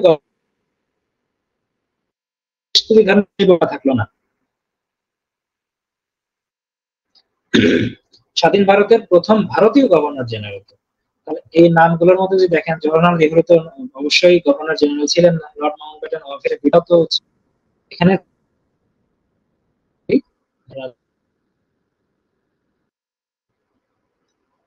এটা হচ্ছে চক্রবর্তী, এটা হচ্ছে স্বাধীন ভারতের প্রথম ও শেষ ভারতীয় গভর্নর জেনারেল। এই যে ভারতীয় বলা হয়েছে, ন্যাশনালিটিটা দেখতে হবে। এখন যদি প্রশ্ন বলে যে স্বাধীন ভারতের প্রথম ভারতীয় গভর্নর জেনারেল কে, এটা হচ্ছে চক্রবর্তী রাজাগোপালা।